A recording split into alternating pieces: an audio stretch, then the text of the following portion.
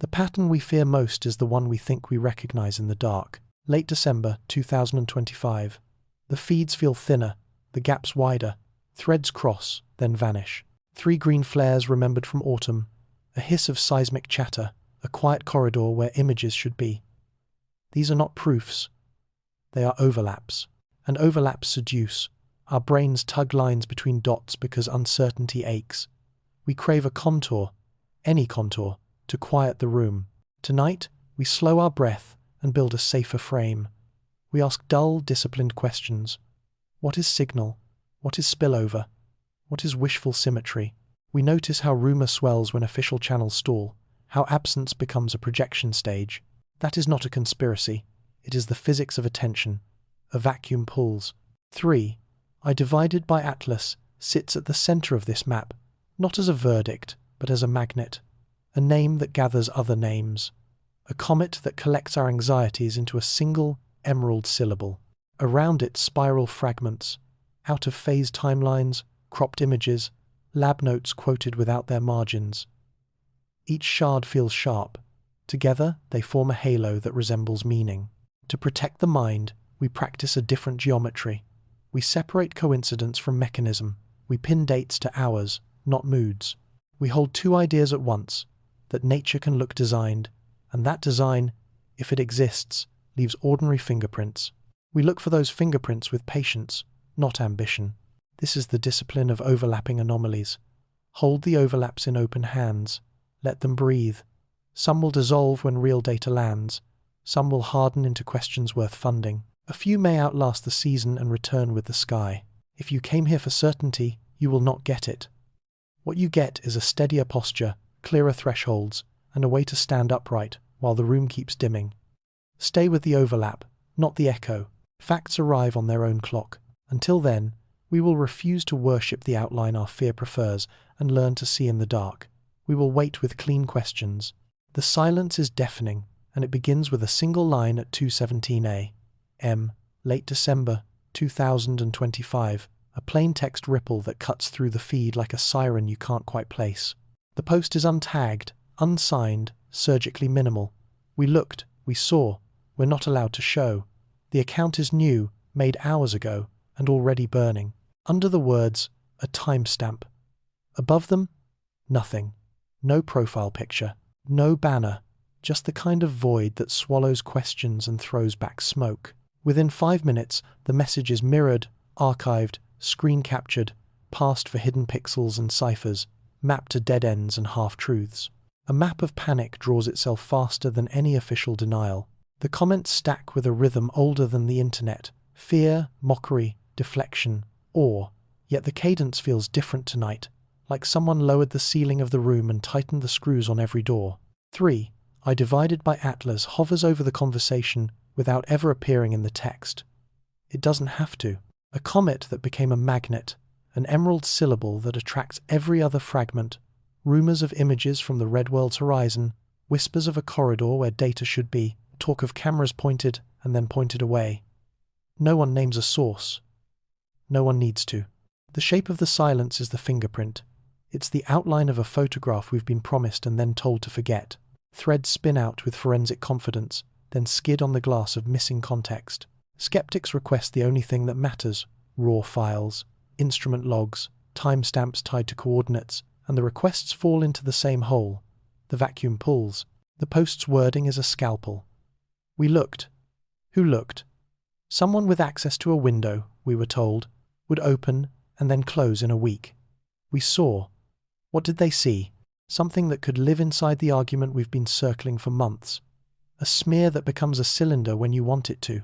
A cylinder that becomes a smear when you don't. We're not allowed to show. Who forbids?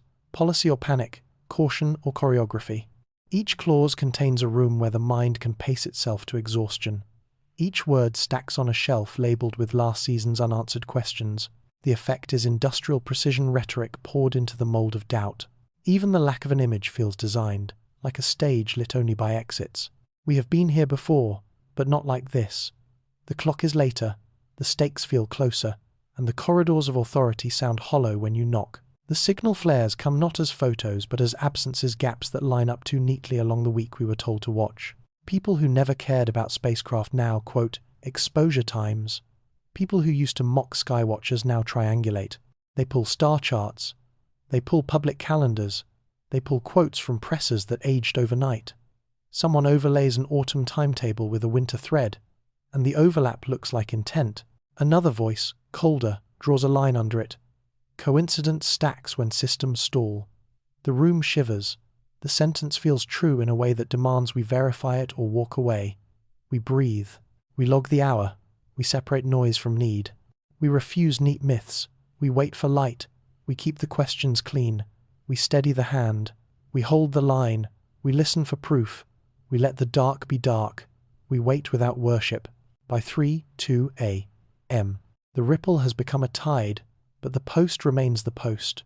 3 sentences, no media. The account's followers spike, then vanish, then spike again, as moderation tools chew through bots and bystanders alike. A second message arrives, just a timestamp string that matches a known pass window, minus the identifiers that would make it admissible in any sane archive. It could be a bluff. It could be a breadcrumb from someone with a badge they no longer respect. It could be EE theatre. In the absence of a frame, the human eye makes one. This is the old trick of overlapping anomalies. Stack faint events into a tower and watch the tower look like proof. The danger isn't that we see a pattern. The danger is that we stop asking whether the pattern is powered by a mechanism or by hunger. So we do the only wise thing left and write slow questions in fast light. Who had the cameras on at that hour? Who signed the duty logs? Which instruments were warmed and which were left to sleep? Was anything throttled, paused, redirected? If there were images, where would they live before they were public? If they were scrubbed, who would sign that order? And if they were never taken, whose calculation chose caution at the expense of confidence? We don't name the institutions aloud. We don't need to. The bigger point is behavioral. When systems hesitate, rumor accelerates, and the speed difference manufactures a wind that feels like intent.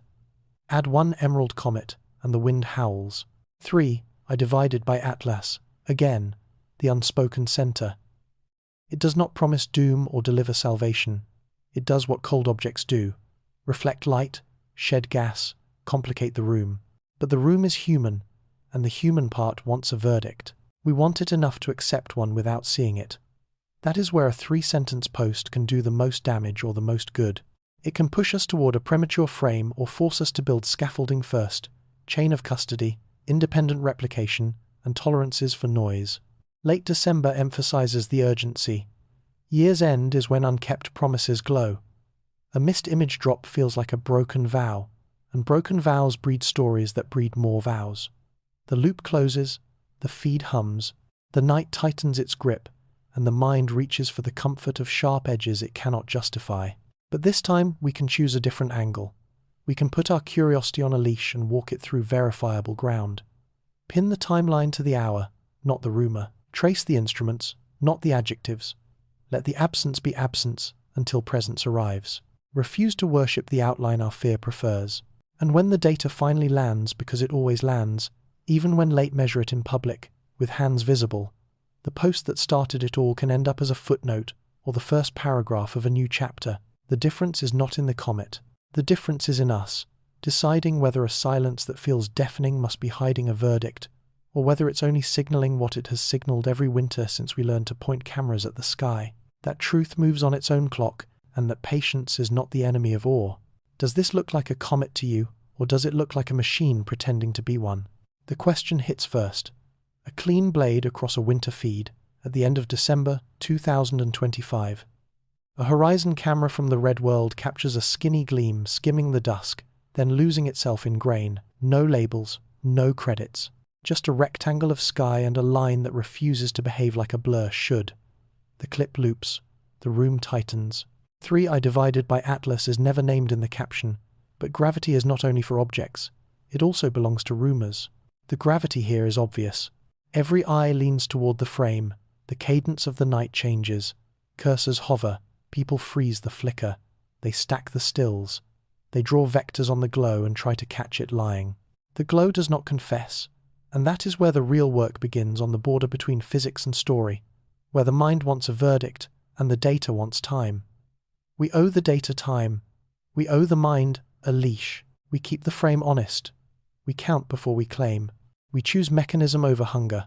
We test again. We hold the edge lightly. We slow down. We breathe. We verify. We keep our hands visible. We ask cleaner questions. Let's start with the boring hero of truth, geometry. The camera points just above the horizon. The sensor is small, the pixels are hungry, the shutter is riding the dim edge where exposure has to trade with motion. In that trade, moving points smear along their path while their brightness thins. Here, the line brightens evenly, as if the scene itself wants a steady hand. That alone is not a miracle. It could be a happy coincidence of angle, speed, and shutter. But the ends of the line matter. Natural smears taper. Engineered lines often keep their shoulders. This line keeps its shoulders longer than comfort prefers. Cue the pulse.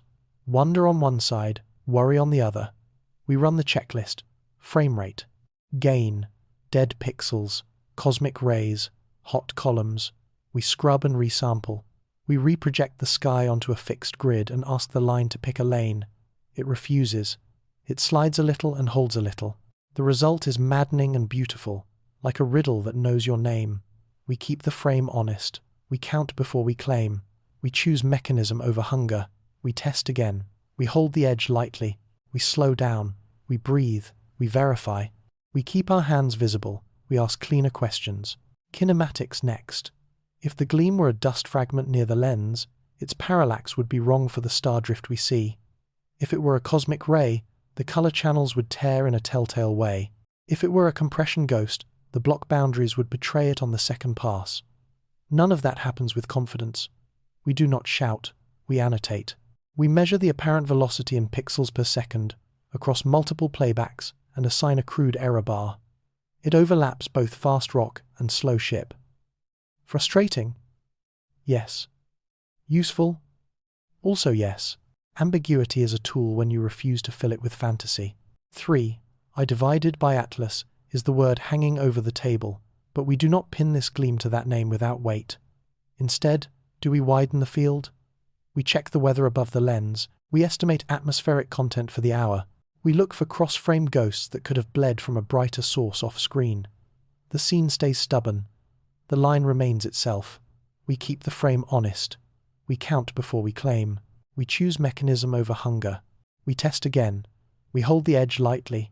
We slow down. We breathe. We verify. We keep our hands visible. We ask cleaner questions.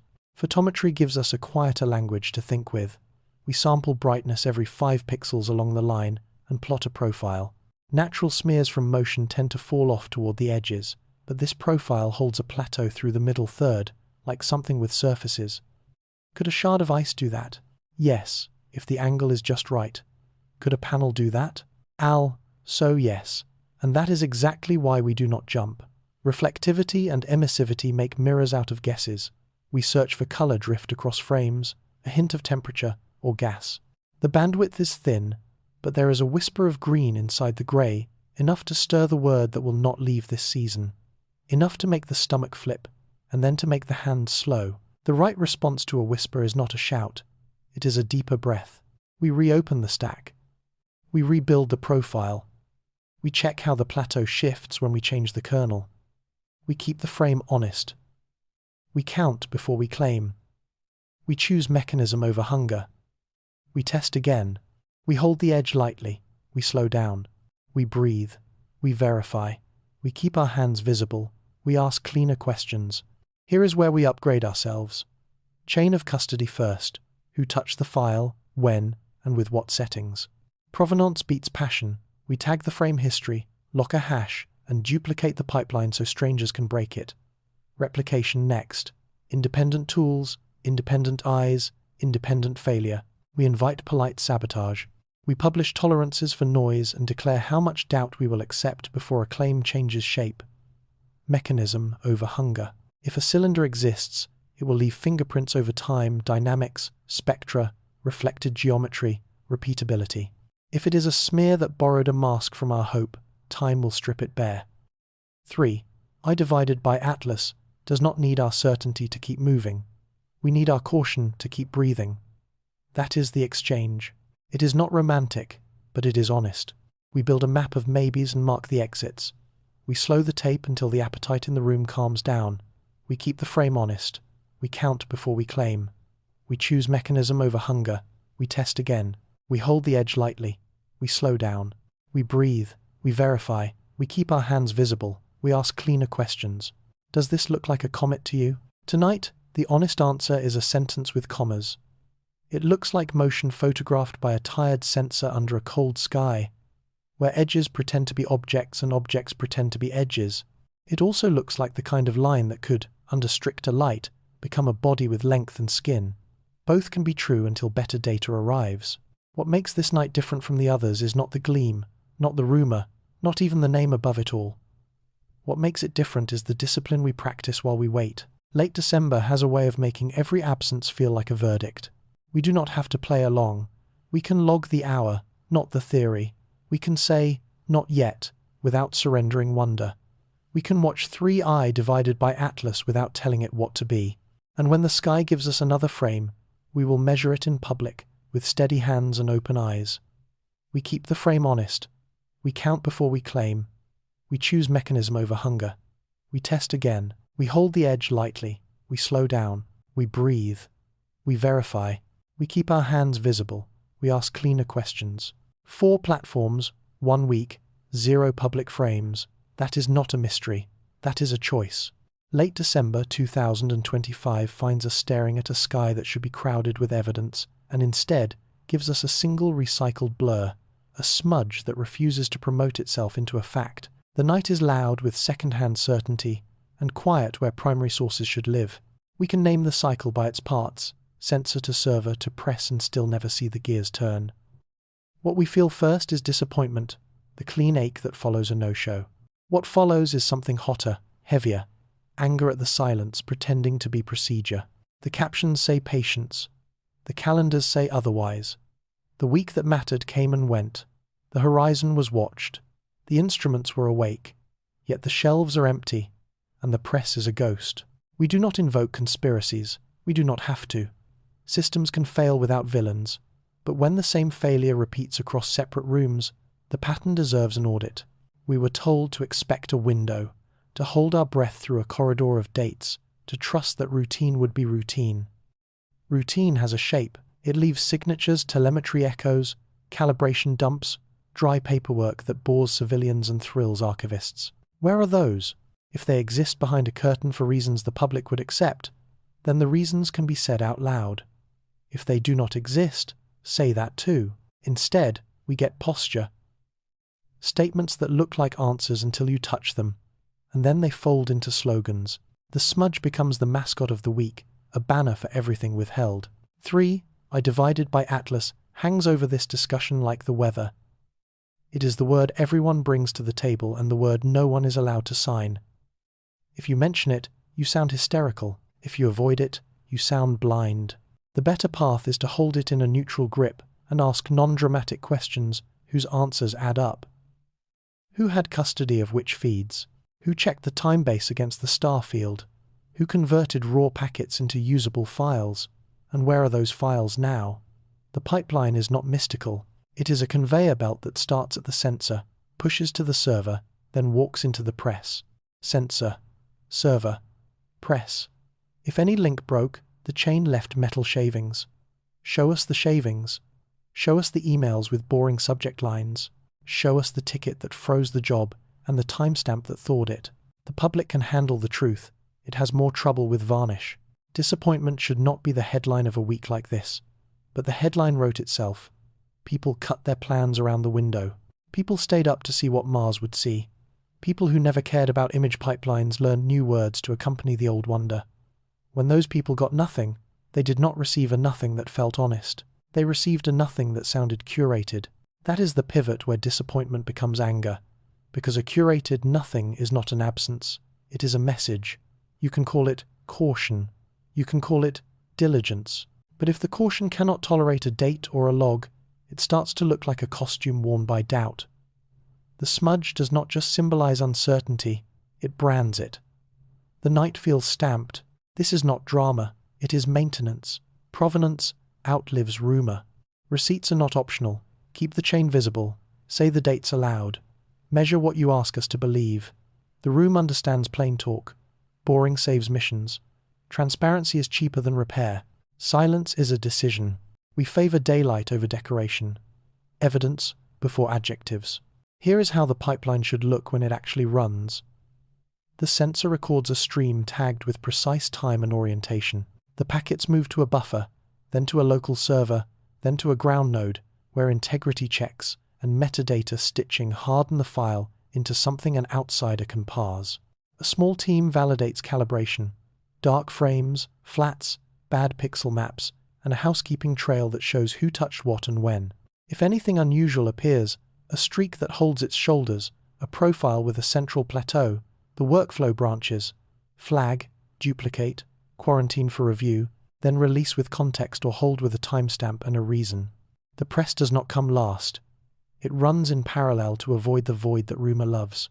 When it works, you can watch the breadcrumbs land in public, a line in a queue, a checksum posted, a nightly dump that looks like nothing until tomorrow turns it into something. Boring is beautiful.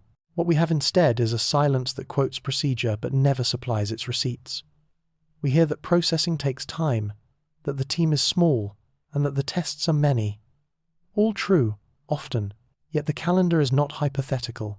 The window was fixed and has closed. If the chain is mid-stride, show the stride. If the stride tripped, show the scratch. The point is not to shame, it is to keep trust from evacuating the room. When trust leaves, the physics change. Light bends around the void, and the audience invents gravity to fill it. That is how you get a smudge that eats a week. That is how you get a single ambiguous frame anchoring 1,000 unearned claims. Not because people are foolish, but because systems forgot that public attention follows the same laws as gas. It expands to fill the container it is given. A sealed container builds pressure. Pressure will find a leak. So we give the room a release valve, a checklist the public can use without needing a badge. 1. Announce the timestamp ranges you actually attempted, not the ones you planned. 2. Post sanitized versions of calibration frames. Even a handful tells a story. 3. Publish a redacted chain of custody for any frame under unusual review. 4. Explain what would count as a pass or fail for release signal, to noise thresholds, artifact flags, triggers for independent replication. 5. Commit to a cadence for updates even when the update is no change. If that sounds like extra work, it is less work than repairing trust once it cracks. The smudge will not argue with transparency. The smudge will either dissolve into context or mature into a legitimate question. Either outcome beats what we have now. This is not drama, it is maintenance. Provenance outlives rumor. Receipts are not optional. Keep the chain visible. Say the dates aloud. Measure what you ask us to believe. The room understands plain talk. Boring saves missions. Transparency is cheaper than repair. Silence is a decision. We favor daylight over decoration. Evidence before adjectives. 3. I divided by Atlas again, because pretending the name is not in the room makes the room dishonest. The object is the axis around which these expectations spin, but it is not the villain of our frustration. Cold objects do not curate. Institutions do. The anger here is not at a comet with a complicated signature. The anger is at the idea that ordinary, procedural sunlight is somehow too bright for the week that promised it. We are told to be patient, we are willing, but patience is not the same as secrecy, and patience without receipts curdles into contempt. The public does not need hero shots or post-processed glamour. The public needs what every competent lab gives its peers: provenance, parameters, and a paper trail. Give us the ugly truths, the failed pointing attempts, the thermal drift, the K-factors that misbehaved. Give us the auditorium lights on, not the stage fog. Disappointment, then anger, then something steadier. Resolve. We can normalize a higher standard without theatrics. We can make sensor server press a promise instead of a slogan. That means naming the long poles in the tent and accepting that the tent belongs to more than the people under it. Publish a living runbook. Declare coverage gaps as you find them. Admit the shortcuts and the triage. When a frame scares you, say why, and say when that fear will be re-evaluated. Put the clock in the message. If the answer is, we don't know yet, show the schedule that might turn that sentence into, we know now. The audience is adult. Treat it like one. A system that asks for awe without evidence is not running a mission, it's running a pageant. and a pageant is what you stage when you are afraid of daylight. So we close this week with a proposition. Keep 3i divided by Atlas on the table, because pretending it is irrelevant insults the intelligence of the room. Keep the smudge on the screen, because pretending it proves anything also insults the room. Between those two insults lies an honest path. On that path, disappointment is permitted, anger is understood, and transparency is not theatre, but hygiene. On that path, a pipeline is not a vault but a bridge, censor, server, press. Walk it in public. Walk it even when the wind is wrong and the frame misbehaves. Walk it when the result is nothing, and say nothing with the same confidence you would say something. When the next window opens, and one always does, the audience will meet you halfway if you meet them halfway now. Trust will become the backdrop, not the demand. And maybe then a week like this will end with frames instead of euphemisms. This is not drama, it is maintenance. Provenance outlives rumour. Receipts are not optional. Keep the chain visible. Say the dates aloud. Measure what you ask us to believe. The room understands plain talk. Boring saves missions. Transparency is cheaper than repair. Silence is a decision. We favour daylight over decoration. Evidence before adjectives. The loudest message this week is the quiet one. China looked, then China went dark. Late December 2025, the window closes, the feeds cool, and the only sound left is the hiss of theories scraping the walls. This is not the usual lag of a tired pipeline. This is choreography, or it performs like choreography, and that is enough to move the room from curiosity into geopolitical suspicion. The pattern hurts because it breaks a pattern we know, the habit of showing off. For years, when a flyby or a horizon event turned up something photogenic, the boasting came fast, the frames came faster, and the press releases felt like drums. Not tonight, not this week. This time, the rhythm stops mid-beat, and the silence is not just technical, it is cultural. We need to be precise about the expectation that was broken. The audience did not expect secrets to die overnight. The audience expected highlights, even if polished, and a breadcrumb trail the rest of the world could audit. That trail has parts so boring they usually hide behind the confetti. Timestamps you can pin to a star field. Calibration frames that look like nothing until an outsider measures them. A chain of custody that says who touched which bytes and why. China has, in other seasons, cultivated a reputation for ceremonial transparency, hero shots, carefully cut clips, swift tours of mission control, and then backed it with enough metadata to pass a polite sniff test. The message was twofold: national prestige and technical competence. The crowd learned the melody and, fairly or not, learned to expect an encore. Ending the song without a cue invites questions about motive. The motive could be innocent. A lab can be under-resourced. A team can be sick. A server can sulk. But the scale here makes those alibis sweat. 4 independent platforms were lined up across a week. 4 sets of crews. 4 different stakes and incentives.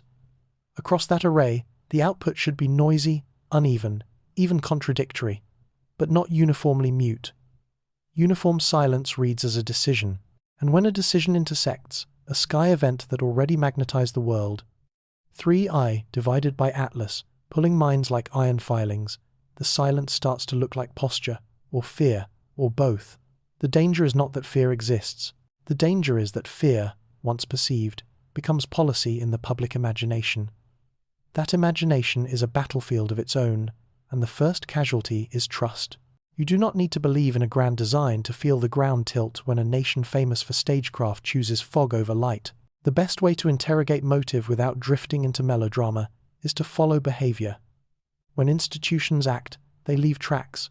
Start with precedent. A familiar model has been to flood the zone with visuals when the visuals flatter the story, and to bracket difficult data with context that protects a narrative arc. That is not unique to any one flag.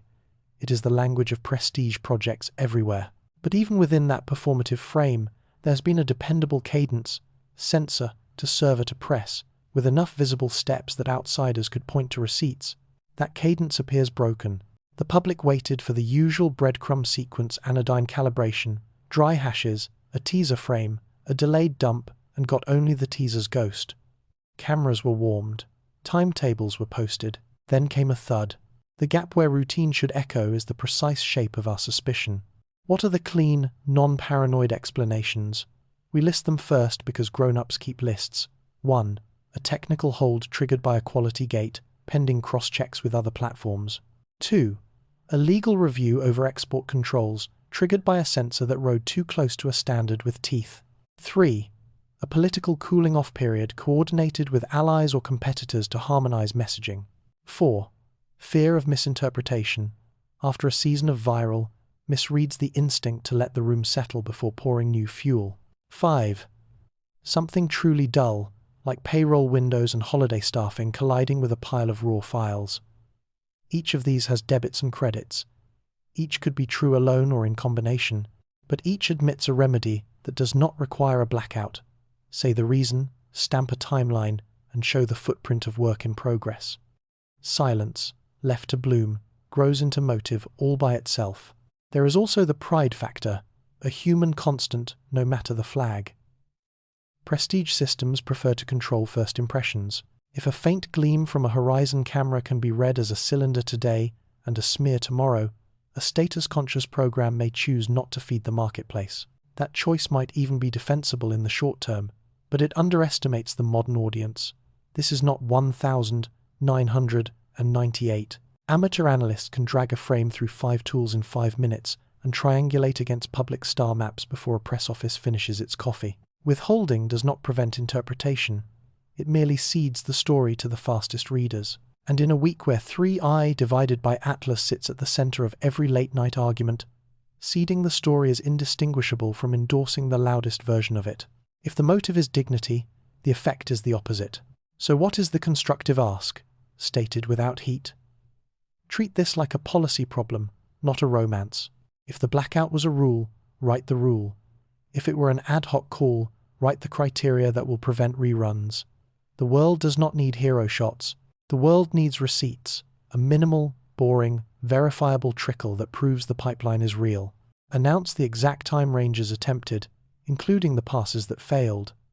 Publish scrubbed calibration frames, even if they look like static. Post a redacted chain of custody for files under review, with officers of the day and clocks we can check from home. Define thresholds for release that are understandable by outsiders, signal to noise, artifact screens, triggers for replication. Commit to a cadence that survives holidays and headlines. These are not luxuries. These are the basic hygiene of credibility. China can still reap prestige by embracing that hygiene. Transparency is a strategy, not a surrender. Show the seams on purpose, and you turn suspicion into patience. Every live discipline does this when it wants to outlive a news cycle. Medicine with preprints, finance with filings, open source with public diffs. Space should not be the exception, especially when a single object, 3i divided by Atlas, has taught the world how quickly stories outrun their scaffolding. If the motive behind the blackout was caution, then narrate the caution. Put the clock in the message, and the message will age better than a perfect photo ever could. If the motive was pressure from partners or rivals, say so in general terms. Adults can hear what adults say. If the motive was embarrassment over a messy dataset, release the mess and let the world help clean it. What looks like weakness in a pageant reads like strength in a lab. We will end where the week began, with silence that felt like a siren. A blackout can protect a program for a night. It cannot protect a reputation for a season. The shortest path back to ground is not a masterpiece frame.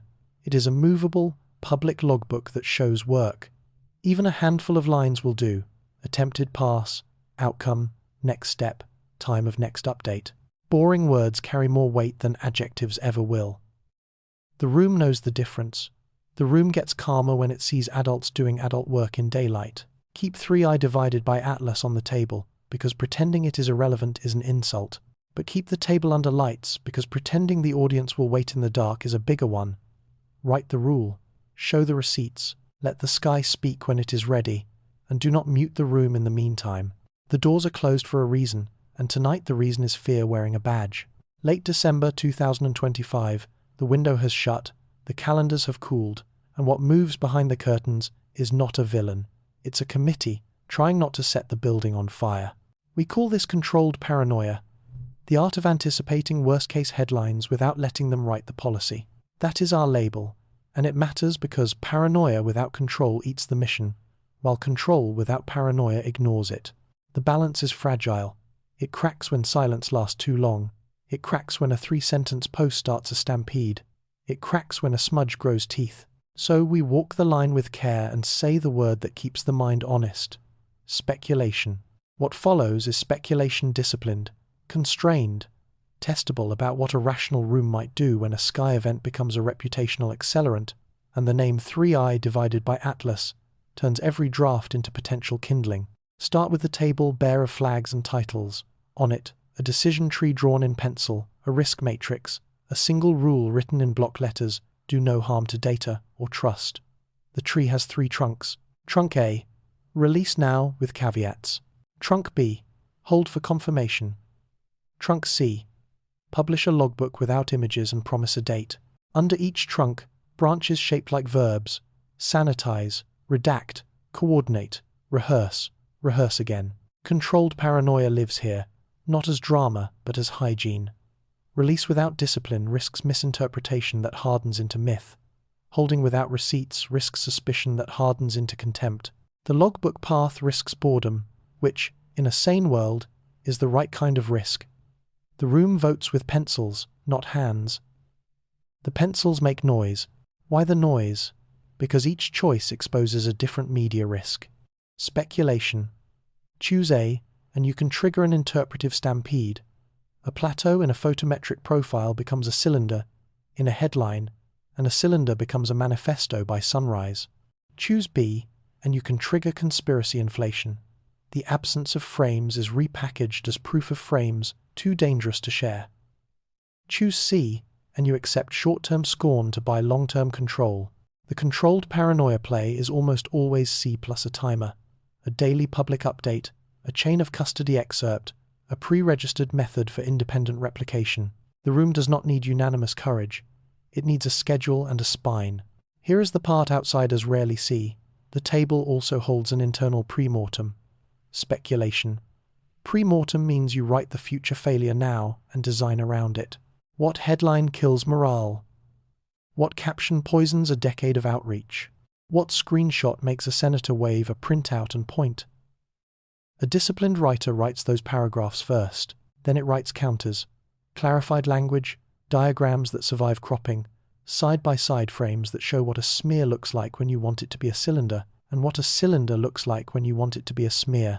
The goal is not to steer opinion, it is to put guardrails on interpretation so that honest readers do not drive off a cliff in fog. 3. I divided by Atlas does not need a myth, it needs a map. We label this speculation. We keep the clock visible. We choose sequence over secrecy. We publish the boring parts. We separate fear from prudence. We test before we tell. We let receipts speak. We timestamp our doubt. We invite replication. We keep our hands visible. Next, the choreography inside the blackout. Speculation. The room splits into 3 cells with overlapping mandates. Cell 1 is data hygiene, custody, hashes, calibration, error bars. Cell 2 is cross-checks, independent pipelines, independent eyes, friendly fire drills, where colleagues try to break the claim. Cell 3 is messaging hygiene, a logbook team that writes in sentences plain enough to survive translation and screenshots. The cells share a single clock set to the window that just ended. Every 6 hours, they rejoin, trade receipts, and update a public stub. If a stub feels thin, they publish it anyway and timestamp the reason. Controlled paranoia is not silent. It is a metronome you can hear. What does data hygiene actually do that changes the odds? It hardens provenance. Speculation. Every frame under review travels with a manifest. Where it lived, who touched it, and which settings mattered. The cell rebuilds photometry with fresh kernels, compares profiles under alternate noise models, and tests for artifacts that mimic structure-hot columns, compression ghosts, cosmic rays, grazing diagonals. When a plateau holds across kernels, the cell refuses to name it. When it moves with the kernel, the cell refuses to bury it. They write indeterminate for now and push it to cross-checks. Pride is a liability here. Boredom is a virtue. They document the boredom until outsiders can reproduce it with dull tools. The smell test is procedural, not romantic. Cross-checks works like a white hat attack on excitement. Speculation, the mandate is to embarrass the result before the public can. They mirror the pipeline with different libraries. inject synthetic streaks into old frames to quantify false positives, and force-fit alternative kinematics, lens-adjacent motes, star-field parallax mismatches, and jitter mistaken for glide. Where the curve still holds, they do not cheer. They adjust the error bars and ask messaging hygiene to translate the caution into English. Where the curve collapses, they do not dunk on colleagues. They package the failure as a public lesson in artifact hunting. Either way, the output is not a verdict. It is a posture, specific, testable, provisional. That posture, repeated, becomes character. Messaging hygiene is the least glamorous and the most important. Speculation. The job is to publish a logbook that keeps adults in the room. Attempted pass, observed outcome, current status, next check, next update. No adjectives that outrun evidence. No metaphors that make a preview look like a promise. The cadence is the product. If you starve rumor, it will find a new kitchen. Better to feed it facts on a schedule it can learn. The logbook also writes how to read us. Definitions for hold, flag, and release. Thresholds for signal to noise, and examples of artifacts. The public cannot become peers overnight, but it can become fair if you treat it fairly. The blackout ends when the metronome gets louder than the echo. We label this speculation. We keep the clock visible. We choose sequence over secrecy. We publish the boring parts. We separate fear from prudence. We test before we tell. We let receipts speak. We timestamp our doubt. We invite replication. We keep our hands visible. Now, the moral center of controlled paranoia, refusing to let fear masquerade as prudence. Speculation. Fear wants to hide. Prudence wants to sequence. Those are different verbs. The sequence here is simple and public. Phase 1. Say what you are doing and when you will say more. Phase 2. Show the work that cannot blow up a headline calibration frames, housekeeping logs, blank sky references. Phase 3. Pre-register your tests and thresholds so outside labs can shadow you. Phase 4. Publish whatever the sky gives you, with tolerances and an exit ramp for being wrong. If this sounds like science, it is because it is science, translated from a week that tried to become television. We do not have to play along. We can invite the room to help us stay adult. Where does 3i divided by Atlas fit in this? Exactly where it belongs, as a focal question, not a foregone conclusion. Speculation. The object does not earn special rules. It earns stricter ones. If the line on the horizon becomes a body, the body will leave fingerprints, spectra that repeat, dynamics that scale, geometry that refuses to be a trick of angle. If the line remains a smear, the smear will confess under better light. The job behind closed doors is not to baptize a mystery or bury it. It is to design a process that cannot be accused of either. That means writing down the failure modes before success stories and letting the audience watch you prefer mechanics to mood. What do we give the audience tonight when the doors are still shut? A compact speculation. We will not worship the outline our fear prefers. We will not starve you of the mundane and then expect you to resist legend. We will not confuse virtue with silence. We will tell you what we tried, what we missed, what scared us, and when we will look again. If we find nothing, we will say nothing, with the same posture we would say something. If we find a glint worth naming, we will ask you to ruin it with us before we crown it. That is controlled paranoia as craft suspicion placed on rails, rolling toward daylight. The doors can close for a night. The room behind them does not have to be dark. We label this speculation. We keep the clock visible. We choose sequence over secrecy. We publish the boring parts. We separate fear from prudence. We test before we tell. We let receipts speak. We timestamp our doubt. We invite replication. We keep our hands visible. Where is the drop? The week promised a landing of facts, zip files, checksums, a dull tide of calibration frames, and instead we got a postcard from nowhere. Late December 2025, and the shelves are polished, labeled, and empty. The portals are up, the dashboards are operational, the status lights glow a reassuring green, and still the only thing that reaches the public is a recycled smudge and the echo of a promise. This is not a mystery of physics. This is a logistics failure with a halo. The room keeps telling us to be patient. The calendar keeps telling us patience has expired. The cadence that normally hums in the background, crawl, index, fetch, verify, has fallen out of key. We can feel the off note because the music of a normal week is boring. A line of incremental timestamps, a handful of MD5S, a daily dump that looks like garbage until tomorrow's paper makes it gold. Boring didn't show, so we go looking for it. We start where every honest retrieval begins, with the most obvious shelves. There is the public catalogue, where record stubs live before the files they reference. You search by pass window, by instrument family, by observation geometry. Nothing. There is the raw ingest queue, where dull names hide precious bytes. Nightlies tagged by UTC, compressed by habit, never pretty. Nothing. Or worse, entries that resolve to object not found behind a cheery 200 OK. There is a mirror on another continent that should lag by hours, not weeks. Its directory tree shows the right skeleton but the wrong organs, folders stamped with the week we were told to watch, each pointing to files that don't exist yet or used to exist 5 minutes ago. The polite term is eventual consistency. In a week like this, it reads like eventual credibility. We try the indexers next, the crawlers that make sense of naming conventions. If the naming scheme is healthy, the crawler maps it like a song. If the scheme is sick, the map looks like confetti. Tonight it's confetti.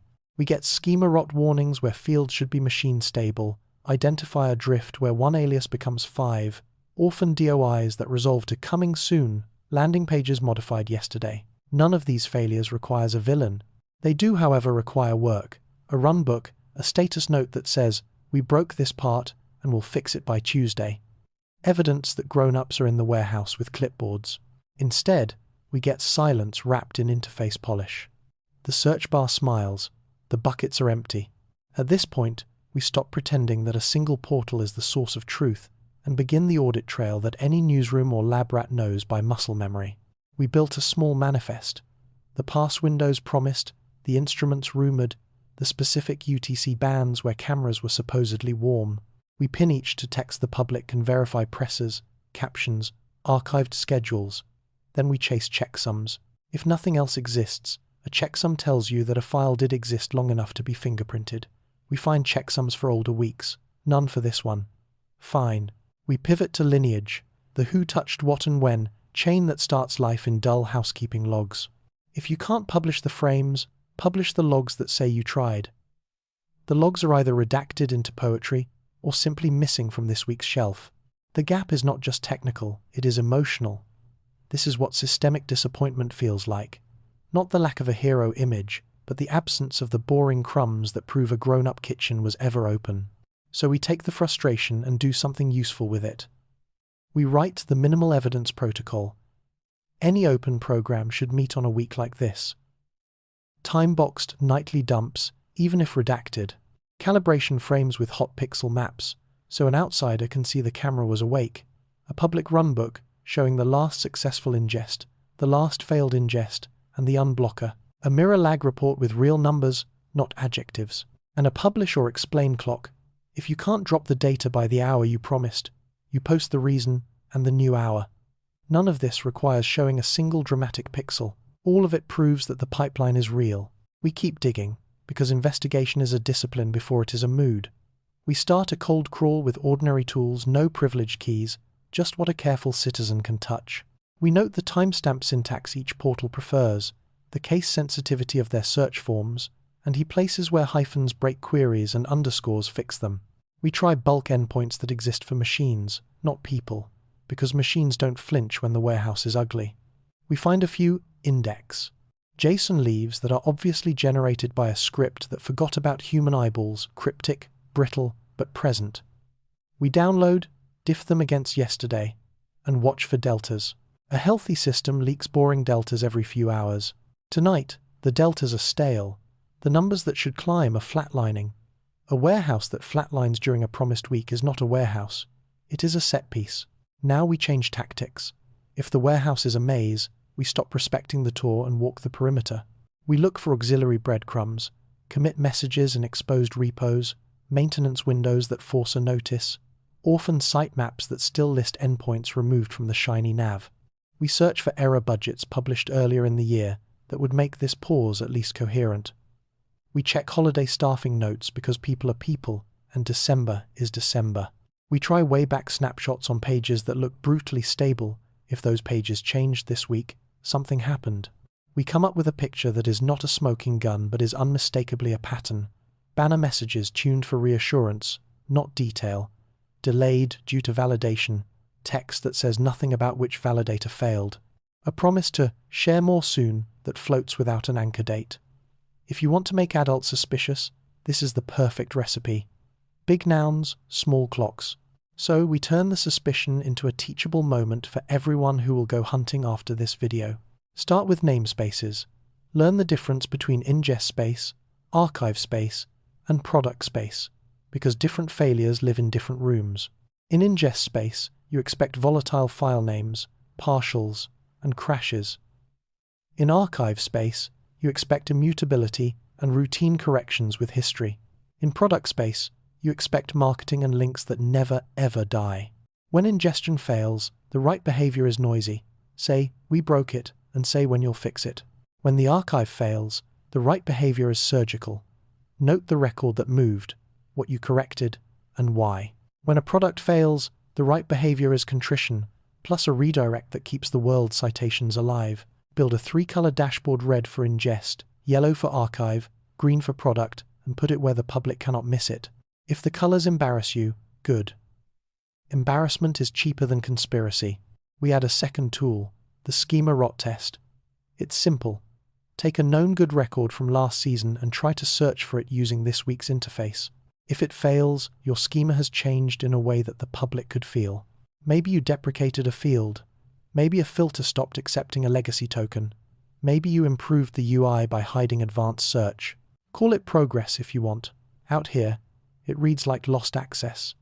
Now add the mirror drift test. Compare checksums across public mirrors. If they disagree for longer than your documented lag, you either have a replication problem or a storytelling problem. Neither is fatal. Both are fixable if you report them. Remember, people don't abandon programs for being human. They abandon programs for acting like sets. Through all of this, the name we're not supposed to say keeps exerting gravity. 3. I divided by Atlas as a center of mass in a room that swears it prefers frames to fables. A mature warehouse would defang that gravity with process. Publish a manifest of what was attempted in the relevant hour. List the instruments that tried and the ones that slept. Declare the tolerances that would push a frame from hold to release. Instead, we hear the most corrosive sound in a week like this.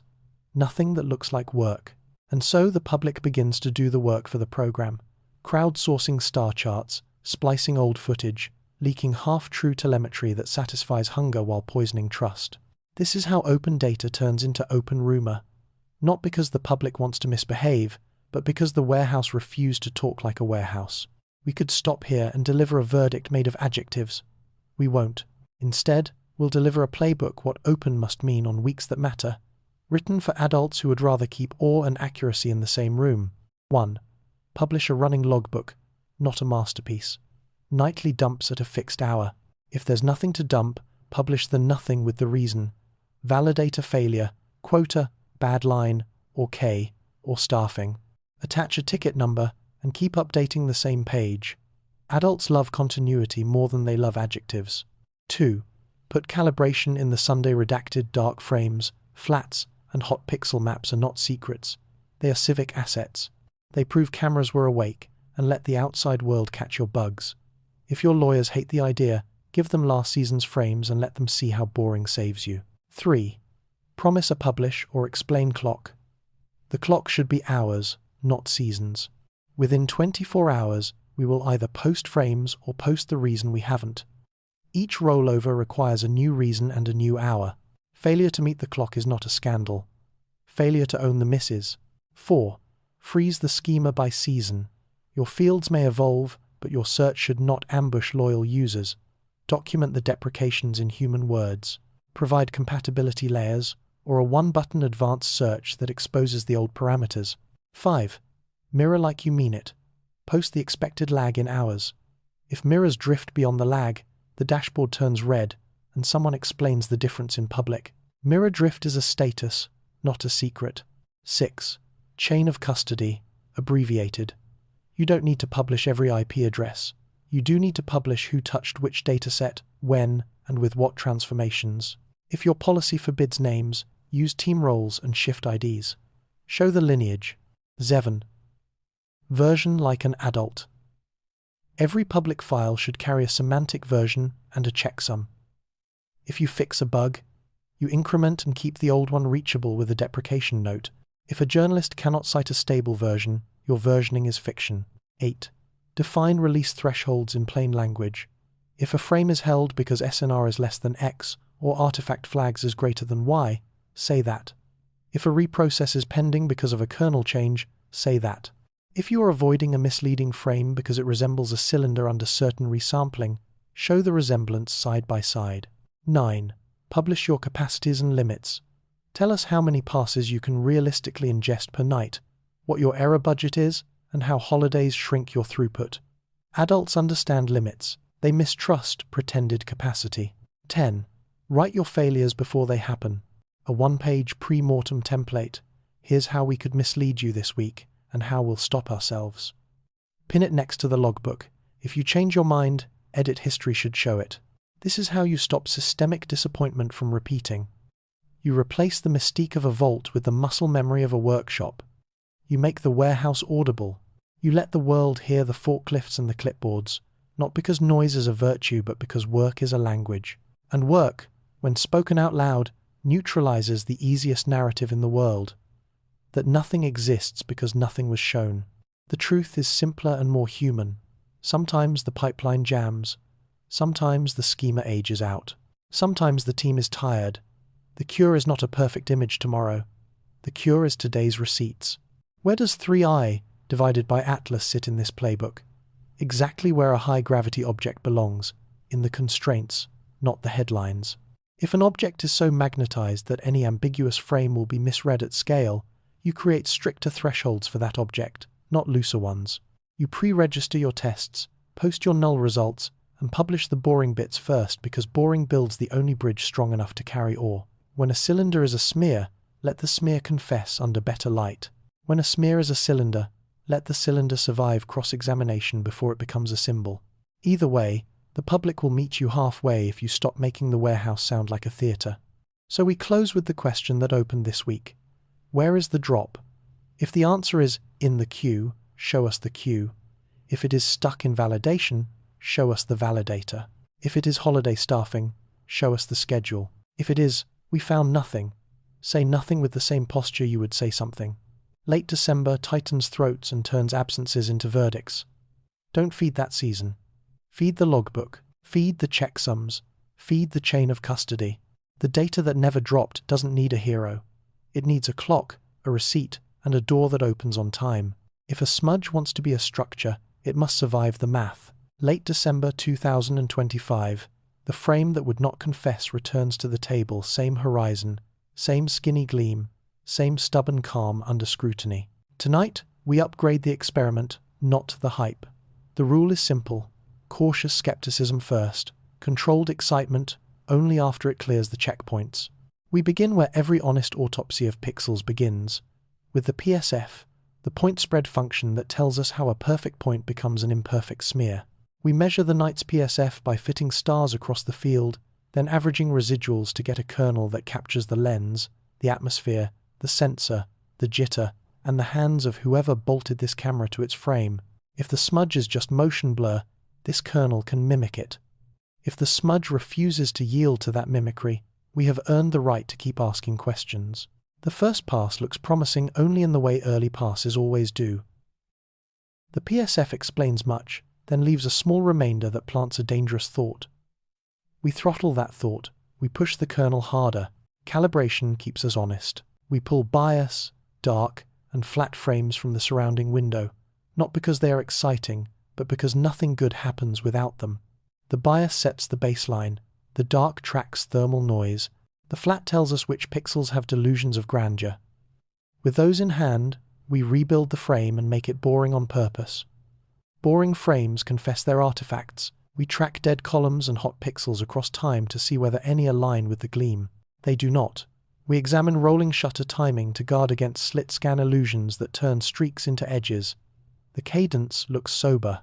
We register the star field to subpixel precision, correct for field rotation, and run plate solving to anchor the scene to sky coordinates. When the coordinate grid clicks into place, the smudge walks a path that agrees with the Earth clock and disagrees with hand-waving. Agreement is not proof, it is a license to proceed. Now we widen the lens without changing the frame. We log the camera's gain, gamma, and any sharpening a pipeline might have slipped in. We lock checksums for every derivative and record lineage so strangers can reproduce our sins. We pre-register the thresholds that will govern our appetite, minimum SNR for any claim, maximum registration error before a rerun, and tolerance on the PSF fit before we call it contaminated. We separate romance from protocol by writing a promise in plain English. No shape words unless repeatability survives independent tools. We put that promise at the top of the worksheet so it stares back when the heart races. We keep our hands steady. We log the hour, not the hope. We count before we claim. We choose thresholds over theatrics. We let the math lead. We publish our tolerances. We keep our eyes dull and honest. We separate appetite from evidence. We slow down. We measure again. Kinematics now, and with it the discipline of not letting a curve seduce the room. We derive apparent velocity in pixels per second and convert to angular rates using the solved plate scale. The error bars are not an apology. They are the story. The lower bound shares a bed with fast rock. The upper bound flirts with slow ship. A serious analyst does not marry either. Instead, we stage a duel between motion blur and object geometry. If it's pure blur, brightness should decay from center to edge with a profile shaped by shutter time and speed. We sample brightness every 5 pixels along the streak, build a longitudinal profile, and compare it to synthetic streaks generated from our PSF under varying velocities. The synthetic family mostly tapers. The observed profile holds a midline plateau longer than comfort prefers. That is not a crown. That is a caution label. We test for parallax by comparing the streak's displacement to background stars across micro-registrations. A near lens, mote, would misbehave against the sky. This line behaves like it lives out there. We inhale, then tighten the screws again. Deconvolution is the siren of false certainty, so we chain it to facts. We run a conservative Wiener deconvolution with regularization tuned to published noise levels, then a blind deconvolution as a sanity check. Anything dramatic is a red flag. Drama is what algorithms hallucinate for applause. The stabilized output shows the plateau remains while the shoulders soften, a result consistent with either a reflective shard at a happy angle or a surface with mild specular bias. We do not celebrate, we interrogate SNR next. We compute local SNR by sampling off-streak windows and compare to on-streak energy after background subtraction. The SNR clears a low bar and fails a bragging bar. Translation: this is not a miracle and not a ghost. We evaluate Nyquist considerations to make sure the streak's width is not an aliasing trick. Sampling passes. We test for compression ghosts by exporting the frame to a lossless format and reprocessing. The midline survives. We then pressure test the narrative by writing both a claim and a counterclaim.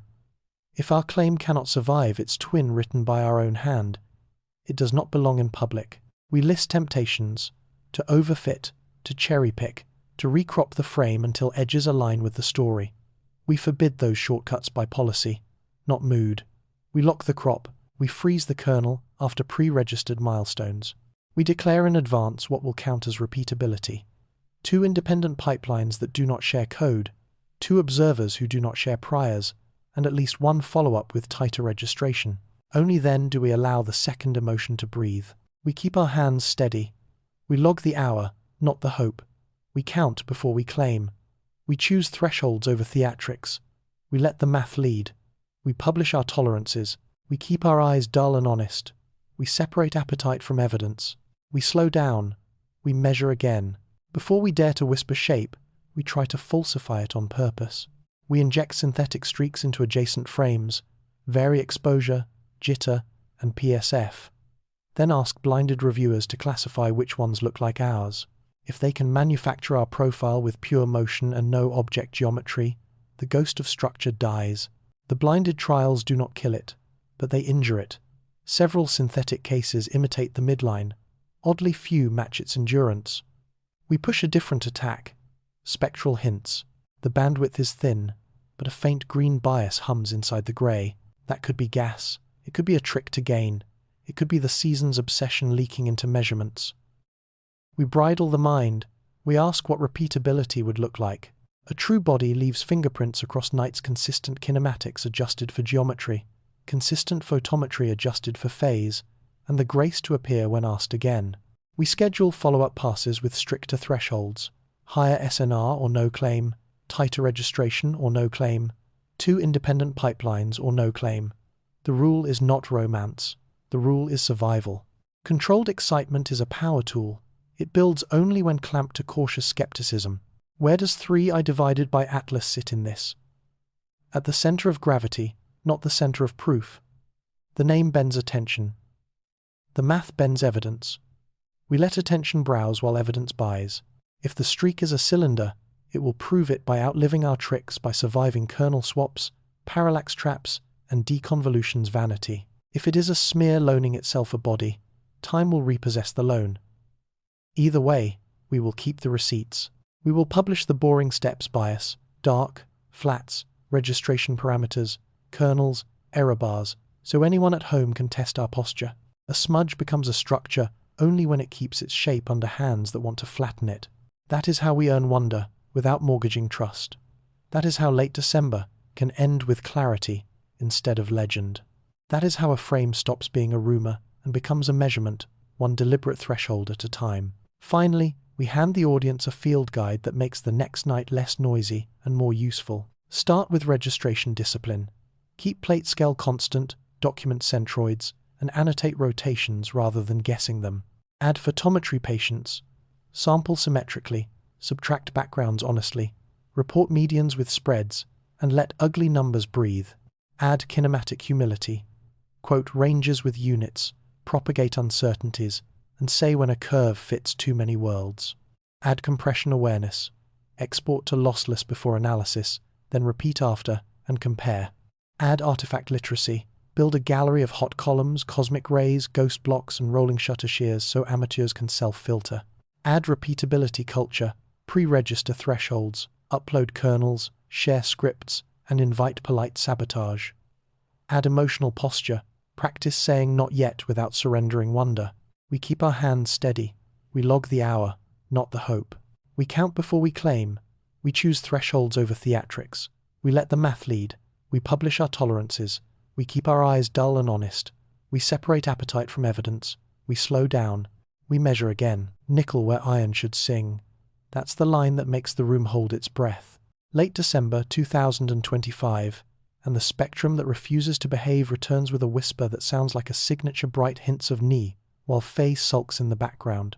The number floating over every discussion is brutal and clean. 10 to the 28th molecules in the column, give or take an error bar you can drive a rover through. Was earned here, but so is caution. Chemistry does not care about our thrill, it cares about mechanisms. So tonight, we build a framework that can carry both, a simplified, honest, Bayesian ladder that starts with priors and lets evidence move the rungs. Prior matters. If you start with nature is messy, nickel becomes an odd chapter. If you start with someone is clever, nickel becomes a calling card. Either way, you do not get to skip the math or the lab notes. Let's say aloud what the anomaly is not. It is not proof of design. It is not proof of a comet pretending to be a ship. There is not even proof that iron is absent. It is a pattern in light, transitions that match knee tolerances, showing up more comfortably than their FA neighbors under similar conditions. The camera and the spectrograph see energies, not labels. Our pipeline turns those energies into lines, then fits the lines to tables, then guesses what gas would make those lines behave. Every step can go wrong, so we audit the steps like adults. We begin with instrument character, because you cannot talk about atoms until you talk about optics. Calibration frames bracket the night. Dark currents act like polite ghosts. Flats teach the detector how to avoid flattery. If the anomaly survives that baptism, it has earned another page. Now we place the anomaly inside a menu of explanations, starting with the boring. Hypothesis N1. Selective excitation. Under certain thermal or radiative conditions, nickel lines can perk up, while iron hides in a sea of collisional quenching. The universe is good at finding those corners. You do not need an engineer to see them. Hypothesis N2. Geometry and scattering. A reflective angle or dust size distribution can tilt the stage, boosting transitions that look like knee while downplaying fey that is actually there. Hypothesis N3. Biases and fits. Our tables are human, our kernels are human, our thresholds are human. If we slice the SNR too low, we graft wishes onto spectra. Hypothesis N4. A cocktail of trace species that together fake a nickel signature when sampled with coarse bandwidth. Only after we run those do we let the mind toy with N5, compositional strangeness that would make even a sober planet builder blink. The ladder is intentional. You climb up to design, you never start there. Bayes gives us a disciplined way to talk about all this without letting adjectives run the lab. We choose priors that reflect history. Most anomalies are natural, most patterns are artifacts, and most grand claims die on Tuesday morning. That is not cynicism. It is actuarial science for wonder. Then we push likelihoods through the machine. If selective excitation is true, what else must be true in adjacent bands? If geometry is the culprit, does the nickel strength track phase angle the way models predict? If bias did it, does reprocessing with different kernels kill the lines? Each test is a coin toss weighted by physics. The posterior is where we land, not where we launch. If the posterior still likes nickel more than it likes iron, we deserve to feel a little eerie, but only a little, and only for a little while. Prior matters. Evidence moves the odds. Nulls are fences, not failures. We publish thresholds before adjectives. We let replication lead the applause. We count before we claim. We trade appetite for mechanism. We write the test before the tale. We keep awe on a leash. We measure again. To make this useful to a broad audience, we translate the math into a recipe. Step 1. Lock your priors in public. Write them like a preprint front matter. We assume natural explanations dominate. We assume calibration can fail. We assume human appetite finds faces in clouds. This anchors the room. Step 2. Publish the constraints that matter. What bandwidth did you have? What resolution did you pay for in the edges? What SNR survived background subtraction? Step 3. Draw the Nickelscape a map of parameter space where knee lines would look the way they do without killing Fey. Temperature, density, and radiation fields define that map. Draw the ions map next to it. Ask where both sets can be true without insulting basic chemistry. If that overlap is razor thin but not zero, you push natural hypotheses up the hill they prefer. If the overlap is large, you relax. Step 4. Run the reprocess gauntlet. Different kernels, different fitters, different members of the same team, arguing in public about thresholds. Watch what survives. Now we talk mechanisms. 3. I divided by Atlas is the gravity well in our minds, but it doesn't own the periodic table. In a natural frame, nickel excess could come from unusual thermal histories, material that saw higher temperatures for longer, expelling light volatiles while concentrating residues. It could come from shock processing in an earlier pass through a dusty region, where grains get cooked unevenly and metal ratios smear out of textbook expectations. It could come from deposition, a surface repeatedly resurfaced by microcollisions that pollute the topmost skin with certain metals. Unromantic? Absolutely. But nature has a sense of humor, and the punchline is usually entropy. In a designed frame, we are measured against a different bar. Design must pay rent in repeated fingerprints. Persistence across time, predictability across angles, consistency across bands. A one-night nickel party earns a headline. A season-long nickel budget earns a theory. And then we ask the question that makes adults of us adults. What else would we see if nickel were truly favored? The chemistry will not restrict its story to a single set of lines. Associated transitions should appear at weaker levels, riding the noise but not drowning. Thermal emissions at other wavelengths should tilt. If a coherent structure is shedding this material, we should catch glints in reflection curves that track rotation or aspect. If a plume is involved, dynamics should change with thrust, however faint. The recipe becomes a to-do list. Chase ancillary lines, measure phase dependence, look for cross-instrument agreement, report nulls. Nulls are not defeats. They are fences that keep imagination from trespassing into superstition. All of this is calmer than a headline, but calmer is where truth usually sleeps. The eerie part is allowed to live only where the dull part survives it. Prior matters. Evidence moves the odds. Nulls are fences, not failures. We publish thresholds before adjectives. We let replication lead the applause. We count before we claim. We trade appetite for mechanism. We close by putting numbers on the feeling. Imagine two competing worlds, natural and designed. Prior odds favor natural because history is rude to storytellers. Call it 99 to 1 before we look. Evidence arrives as line strengths, ratios, and stubbornness under reprocessing. Each time Ni behaves while Fei refuses, natural gives up a sliver. Each time a reprocess kills the effect, designed loses ground. After a week of disciplined tests, maybe the odds shift from 99 to 1 down to 85 to 15, or maybe they slide to 99.5 to 0.5. Either way, the motion matters more than the destination. The motion tells us whether we are earning our goosebumps or renting them. The posterior is a mood stabilizer. It keeps awe on a leash so awe doesn't drag us into a ditch. But there is one implication that deserves space, precisely because it brushes the eerie, without bathing in it. If nickel persists, while iron stays shy, the stability of that pattern over time becomes the story. Stability invites engineering metaphors. Maybe something about the surface or the exhaust favors nickel-bearing compounds. Maybe the angle from which we watch partners with the light to counterfeit restraint. Maybe the dataset keeps inviting the same artifact home because our tools prefer certain mistakes. The way to honor all three maybes is to pre-register what would falsify them. For surface chemistry, a rotation curve that modulates reflectance in step with the lines. For exhaust, a correlation between line strength and apparent acceleration. For tools, a kernel swap that flips the sign of the effect.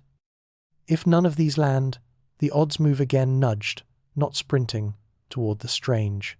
3. I divided by Atlas does not need our fear to stay interesting. It needs our discipline to stay honest.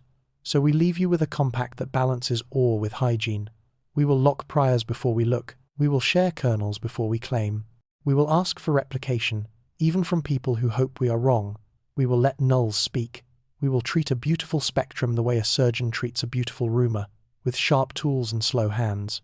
And if the nickel keeps singing where iron should lead, we will expand the band, tighten the tolerances, and spend another week earning the right to say the quiet word out loud. Until then, the anomaly is a ladder, not a destination. Prior matters. Evidence moves. Wonder waits its turn. And late December, with all its hunger for grand finales, will have to accept a subtler ending. A measured gasp, held for another night, while the math keeps the lights on. Evidence moves the odds. Nulls are fences, not failures. We publish thresholds before adjectives. We let replication lead the applause. We count before we claim. We trade appetite for mechanism. We write the test before the tale. We keep awe on a leash. We measure again. Prior matters. Evidence moves the odds. Nulls are fences. The quiet looks coordinated. Late December 2025. 4 rooms with 4 clocks, miss 4 chances to speak, and the silence arrives with matching edges. That shape is hard to ignore. It doesn't shout conspiracy. It whispers choreography, the kind you get when rivals agree not on truth, but on timing. The feeling lands first tight, specific suspicion, and right behind it comes the second feeling, softer and stranger. Confusion about motive. Why would competitors who brand themselves on speed choose to break at the same corner? What could be worth a synchronized hush? Tonight, we examine the question with tools meant for grown-ups, incentives, precedent, and the difference between embargo and classification. Start with the vocabulary. An embargo is a pause with a plan. It says, we will speak, but not yet. Here is the window. A classification is a lock. It says, we will not speak. Here is the vault. What we appear to have is neither stated plainly. We have a blackout that behaves like an embargo without the courtesy of dates, and like a classification without the discipline of markings. That in-between space is where coordination breeds rumors. Adults do not need a villain to see a pattern. They need only a timeline that curls around the same hours across rooms that usually compete. The rivals here are not named, because the behavior matters more than the logos. In ordinary weeks, they race to show, then race to narrate the showing. Hero frames lead, then presses, then the postmortem. In extraordinary weeks, they coordinate only under duress, safety, diplomacy, a surprise that would embarrass more than one flag. The late December window checks all those boxes. 3. I divided by Atlas hangs over it like weather, attracting every loose particle of myth. If you are a cautious program manager, You look at that weather and see two storms: external misinterpretation and internal disagreement. Either one justifies a slowdown. Both together invite a joint pause. But the pause isn't proof, it's a clue. So we built an incentive map to see if silence pays. Rival A wants prestige, funding stability, and international face. Rival B wants parity, marketable milestones, and domestic calm. Rival C wants long-term science credit more than short-term sizzle. Rival D wants relevance and a foothold in deep space talk. A synchronized hush helps each for different reasons. It avoids one-up press cycles that can corner the others, keeps room for a unified safety message if the week turns unlucky, and protects bargaining power for future data-sharing deals. If the hush persists without receipts, no public logs, no living runbook, the incentive map tilts from prudence toward politics. That tilt is our first red flag. Precedent matters. There have been joint pauses before, during debris events, during cross-program test windows, and during launch accidents that demanded choreographed releases. In those cases, the reason was written down, the dates were posted, and the cadence was predictable. By contrast, this week's quiet wears anonymity like cologne. The pattern aligns, but the paperwork doesn't. The absence of paperwork is not proof of a scheme, but it is a trust tax, and taxes must be paid with interest. So the question sharpens: if not embarrassment and not accident, what? 3 motives fit the shape without asking us to invent shadows. Motive 1: quality assurance under pressure, stretched across rivals who fear being first and wrong. Motive 2: narrative risk, a season of overinterpretations, priming programs to let dust settle. Motive 3: signaling a tacit message to each other and to the public that extraordinary claims will clear extraordinary thresholds before they get gallery space. Each motive can be clean.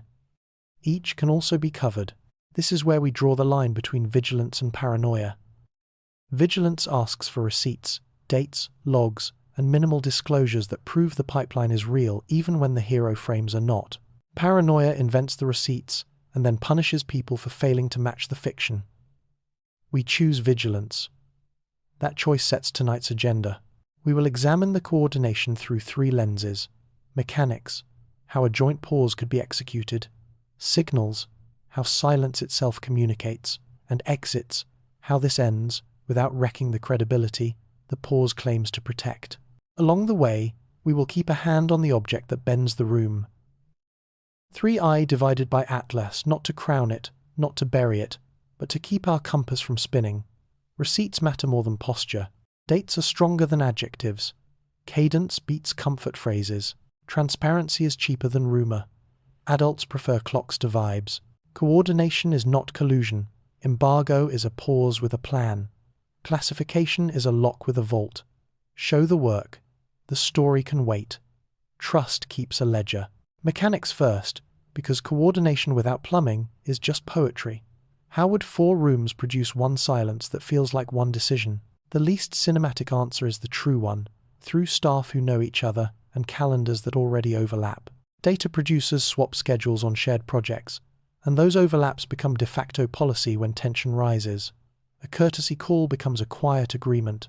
No memo, just muscle memory. A manager says, "Hold 48 while we validate." Another says, "We can match that. We're still scrubbing calibration."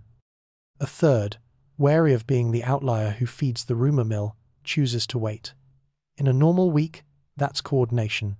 In a week like this, it's choreography. What would choreography look like from the outside if it were an embargo rather than a classification? You'd expect a public cadence, stub updates, timestamps for attempted passes, repair tickets that march forward even when hero frames don't.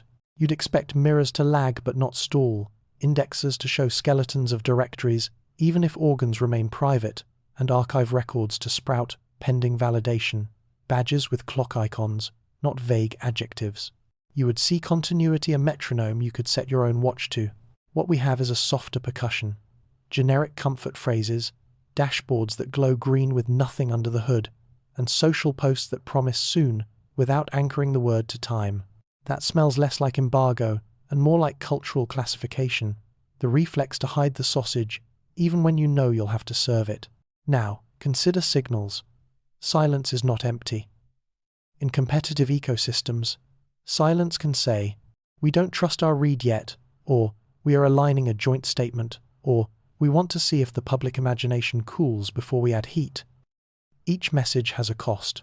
The first invites patience but hints at weakness. The second suggests statecraft and invites speculative cartography. Who called whom? The third risk is treating adults like children and tends to backfire because adults own calendars. If the intent was to dampen rumor, the result was to shape it. Synchronized, quiet looks, intentional, even when it isn't. The only antidote is structured noise, boring logs, minor disclosures, receipts that make the clock audible. Let's put numbers on motive using a coordination matrix you can sketch on a napkin. On one axis, risk of being wrong, low to high. On the other hand cost of being late, low to high. Programs that live in the high corner are most likely to favor a joint pause. The reputational crater of wrongness outweighs the loss of a day of headlines. Programs in low-high might sprint first, trusting the market to reward speed. This week, most evidence places our rivals in high because a single ambiguous frame can explode into a season-long narrative about competence. That pushes toward a tacit pause. Fair enough? But the matrix also tells us how to exit. Once the risk of wrong drops below a threshold, the cost of late rises, and the incentive tilts toward release. If the pause survives that tilt, we move from prudence to politics. That is when the audience is right to ask for the memo, which wasn't allowed to be seen. What does an honest exit look like for adults? 3 steps. Step 1. A joint minimal declaration that names the week, the reason for validation, and the date the cadence resumes. Step 2. Partial artifacts, calibration frames, housekeeping counts, index snapshots, so third parties can confirm that work exists, where words claim it does. Step 3. A divergence allowance, acknowledging that rivals can publish different analyses on different clocks after the pause lifts. That last step matters because it prevents a one-week hush from mutating into a standing cartel on interpretation. Coordination should not become collusion.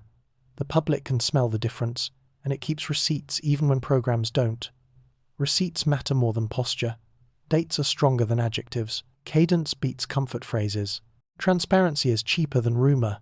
Adults prefer clocks to vibes. Coordination is not collusion. Embargo is a pause with a plan. Classification is a lock with a vault. Show the work. The story can wait. Trust keeps a ledger. Exits bring us to motive clarity, because how you leave tells us why you stayed. If the week's hush was about quality assurance, the exit will carry numbers. Pass windows attempted, files validated, thresholds crossed, failures logged. If it were about narrative risk, the exit will carry design, side-by-sides that teach viewers how to read ambiguous frames and a glossary that prevents tomorrow's myths.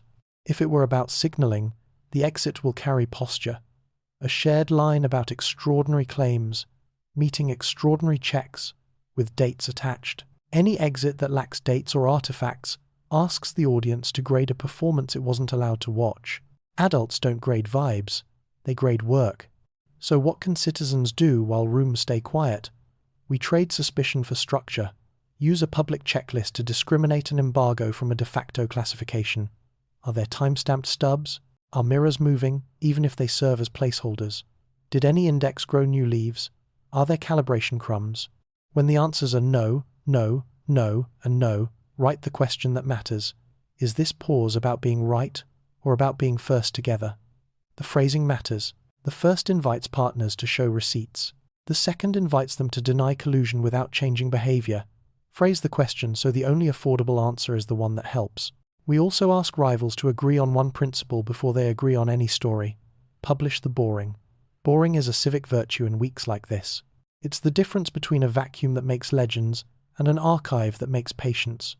Publish the ingest counts. Publish the downtime. Publish the failed CRCs and the passes that will be retried. If lawyers wince, let them redact names and leave the clocks. If public affairs fears cherry-picking, make cadence the shield. A small, predictable trickle leaves less to pluck. And when the hero frame finally arrives, if it ever does anchor it to the same discipline that carried the quiet, thresholds in public, code in public, and permission for outsiders to disagree gracefully. Where does 3i divided by Atlas sit in this? On the table, not on the throne. The object is the magnet, but magnets do not write memos, Rivals do.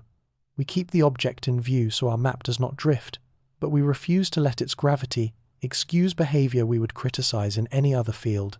If medicine paused trial data for a week without logs, we would ask for the logs.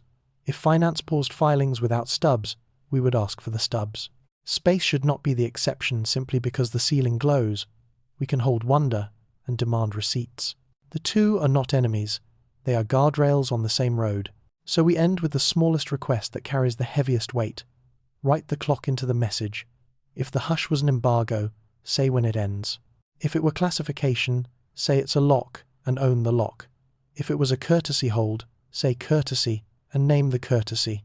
Adults do not punish clarity, they punish coyness. A silent agreement among rivals can be the mark of wisdom for a night.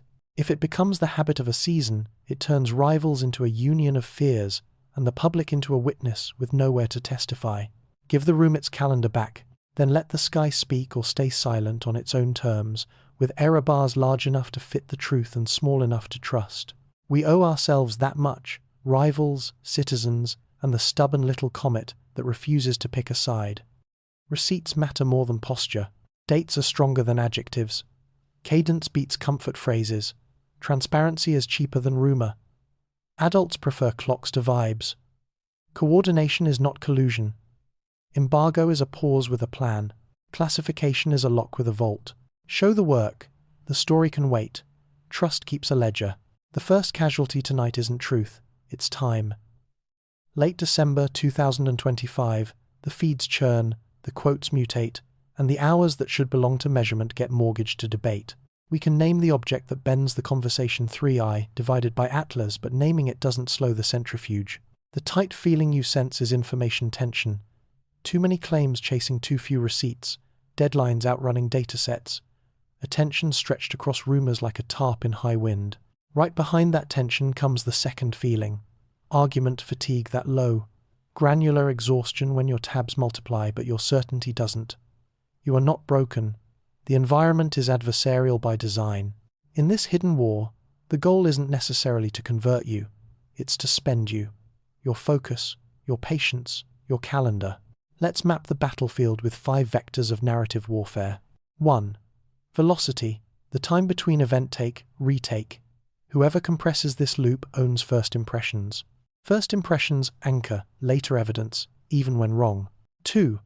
Volume, the raw count of posts divided by mentions. Volume simulates consensus.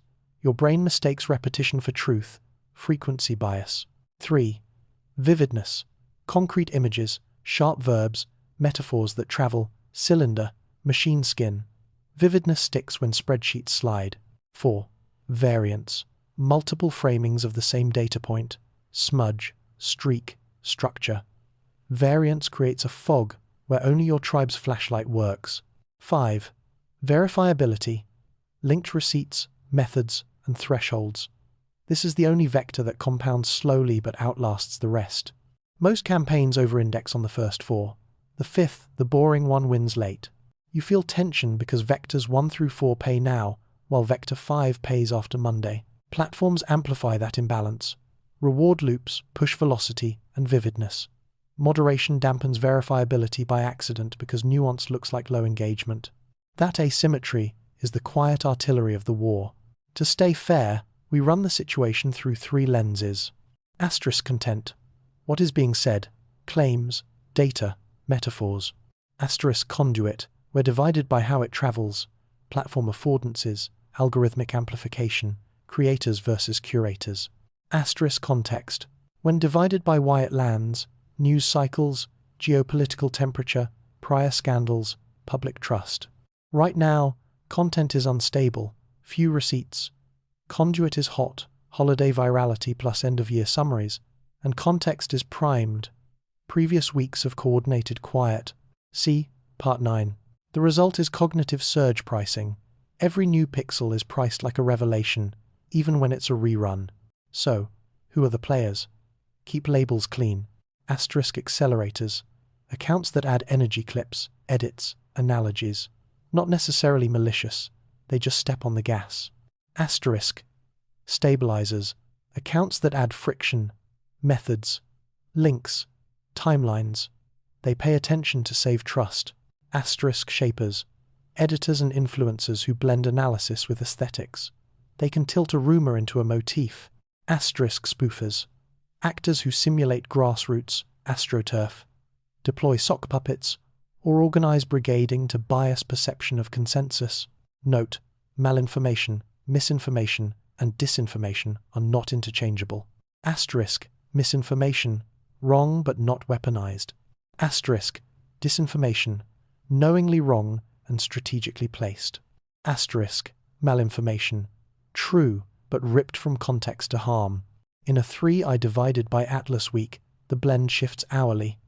A correct but unbounded clip, malinformation, can do more damage than a clumsy fake because it recruits honest people to carry it farther.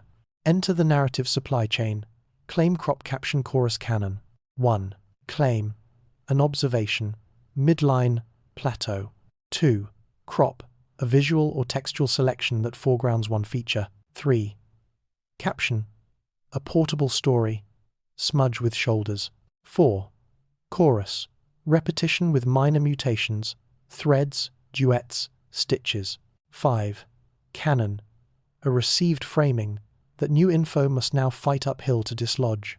Where do we spend wisdom, not just outrage? 2 concepts: the attention tax and the noise budget.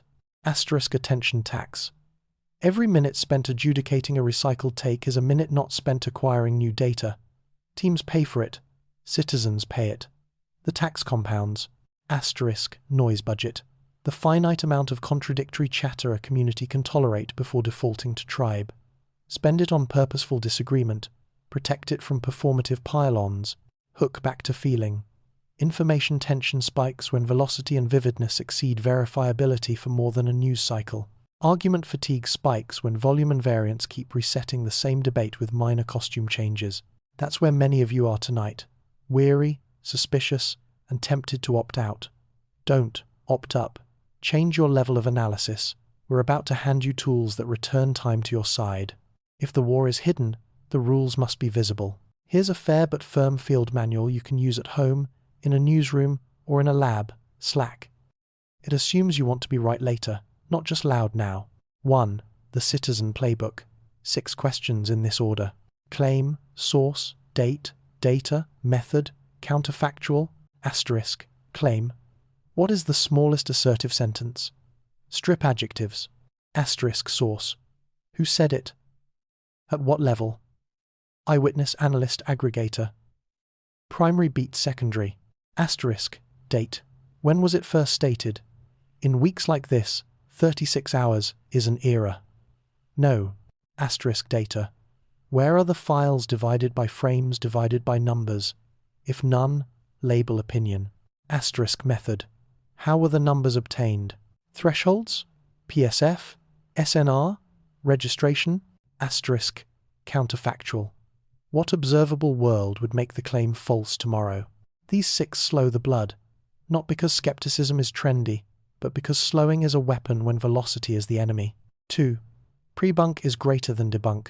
Prebunk sets expectations before the rumor lands. Here's what smears look like when they pretend to be cylinders. Debunk arrives after the party, at which point the anchor is already set. Pre-bunking is more efficient because it saves noise budget and reduces attention tax. Ask institutions to publish failure galleries, hot columns, compression ghosts, rolling shutter shears, and threshold cards. What crosses from hold release? When you see those, reward them with attention. Platforms notice. 3. Fork the narrative, not the community. Offer forks. Alternative: A. Natural smear. B. Artifact blend. C. Genuine structure, each with tests that would move you. You're modeling bays in plain English. Prior matters, evidence moves. Forking keeps people in the same room without demanding sameness. It also short-circuits the canonization process.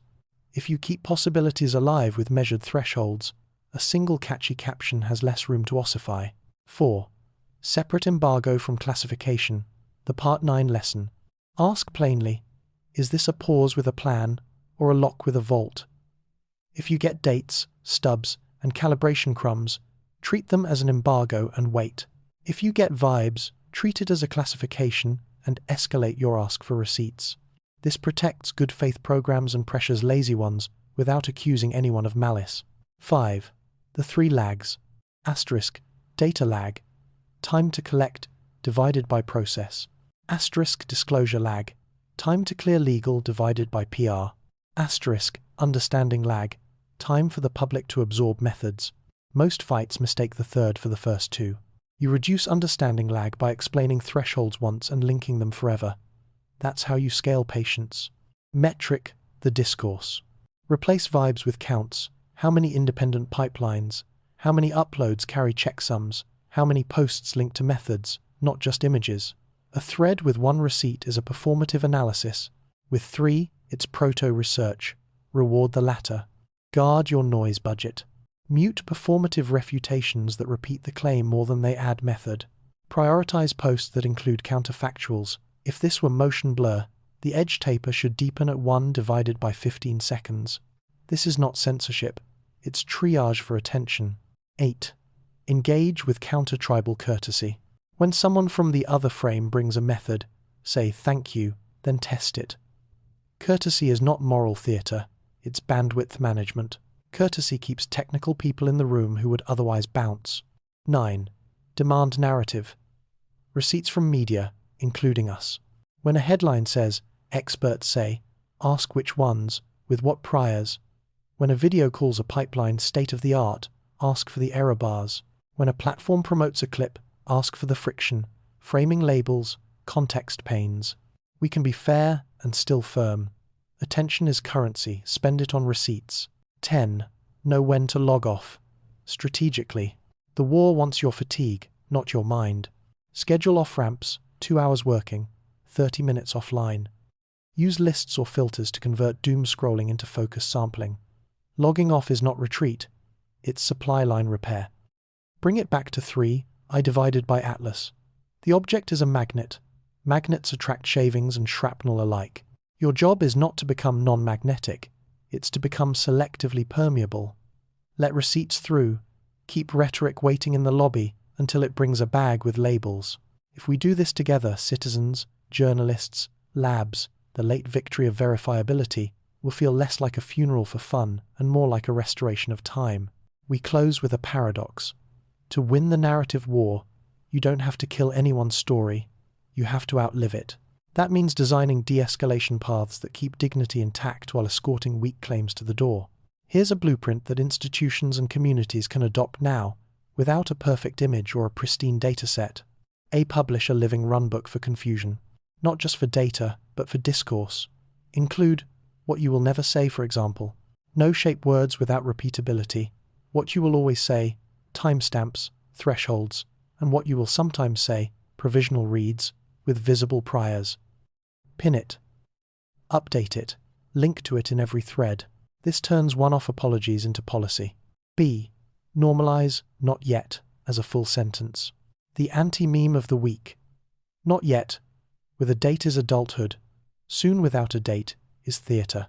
Every not yet should carry a next checkpoint. When SNR is greater than or equal to X under kernel K, we'll revisit. The audience can live with that because it trades mystery for mechanism. C. Establish a narrative audit window. Once a week, publish a small ledger. What claims moved bins, natural smear, artifact blend, structure, which stayed put, and why. Celebrate productive nulls, tests that narrowed the space. Admit loud mistakes with the same font size as your wins. This tames argument fatigue because it shows progress without spectacle. D. Build a civic mirror. A read-only repository of calibration frames, method cards, kernels, and galleries of artifacts. No hero shots required. If your mirror gets more traffic than your sizzle reel, congratulations, you've vaccinated a population against the next frenzy. E.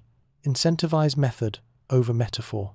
Platforms can badge posts that include data plus method plus counterfactual. Newsrooms can run receipts sidebars next to long-form features. Creators can score collabs by lifting underwatched method videos. Shift the reward loop, and the war gets cheaper to fight. F. Teach exit language for strong opinions. When someone backed the wrong horse with civility, give them language to dismount. Given new calibration and the plateau's behavior under kernel change. I'm moving from structure curious to artifact probable. This is social epistemology in practice. Make it easy to be caught learning. Now, address the fatigue honestly. People are tired of hearing the word cylinder and the phrase silence is deafening. They're tired of watching the same 3 frames fight in different outfits. You don't cure that with a lecture. You cure it with cadence they can predict, logs they can verify, and explanations they can pass to a cousin without calling you. When an explanation travels at family speed, the war quiets. Bring the policy back to the floor where you live. Asterisk. In a lab, add a column to your internal tracker audience cost. The minutes you'll ask the public to spend understanding this week's update. Now earn those minutes with a crisp method card. Asterisk. In a newsroom, pair every evocative headline with a receipt box, data divided by method, divided by limits, and a counterfactual. What outcome would make us retract this framing? Asterisk. As a citizen, keep a small decision journal. Write, what changed my mind today? If the answer is tone more than data, schedule a palette cleanser, a primary source, a method thread, or a calibration gallery. We haven't forgotten the central character. 3i divided by Atlas is still out there, doing what cold objects do, moving on its own calendar, not ours. The hidden war is fought among us, not inside it. That's good news. It means discipline is available without permission from the sky. If the object is a smear that borrowed posture from our hunger, time will repossess the loan. If it carries structure that survives sober math, time will promote it.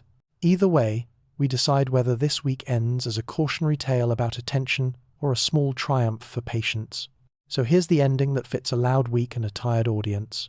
Asterisk. We acknowledge the tension without feeding it. Asterisk. We honor the fatigue without weaponizing it. Asterisk. We demand receipts without demeaning people who don't have them yet. Asterisk. We prefer mechanisms to moods, dates to adjectives, logs to vibes. Asterisk. We practice de-escalation language and model exit ramps for our own bad takes. If we do this, the hidden war for the narrative loses its best terrain, our clocks. We repossess time by making verifiability visible, by teaching pre-bunking as a civic skill, and by rewarding quiet excellence over hot takes. The war doesn't end. It becomes expensive for the wrong tactics and cheap for the right ones. That is victory enough. Tonight's last line is simple and stubborn. Let boredom do its work. Boredom is not apathy. It is the calm after the method. If 3i divided by Atlas wants to turn a smudge into a structure, it will have to pass through boredom's gate calibration, thresholds, repetition, before wonder earns the microphone again. Until then, we hold our ground, not with louder slogans, but with a cleaner clock, and with the quiet, reliable courage to say not yet. The green is not myth, it's chemistry singing in cold light. On a late December night, 3 small lanterns rise, one after another, 3 comets, the skyfolk have nicknamed Atlas, Lemon, and Swan, each wrapped in a breath of emerald that looks painted on by a careful hand. You look up and feel the oldest astonishment wake inside you. The color seems too deliberate for rock and ice, too theatrical for vacuum.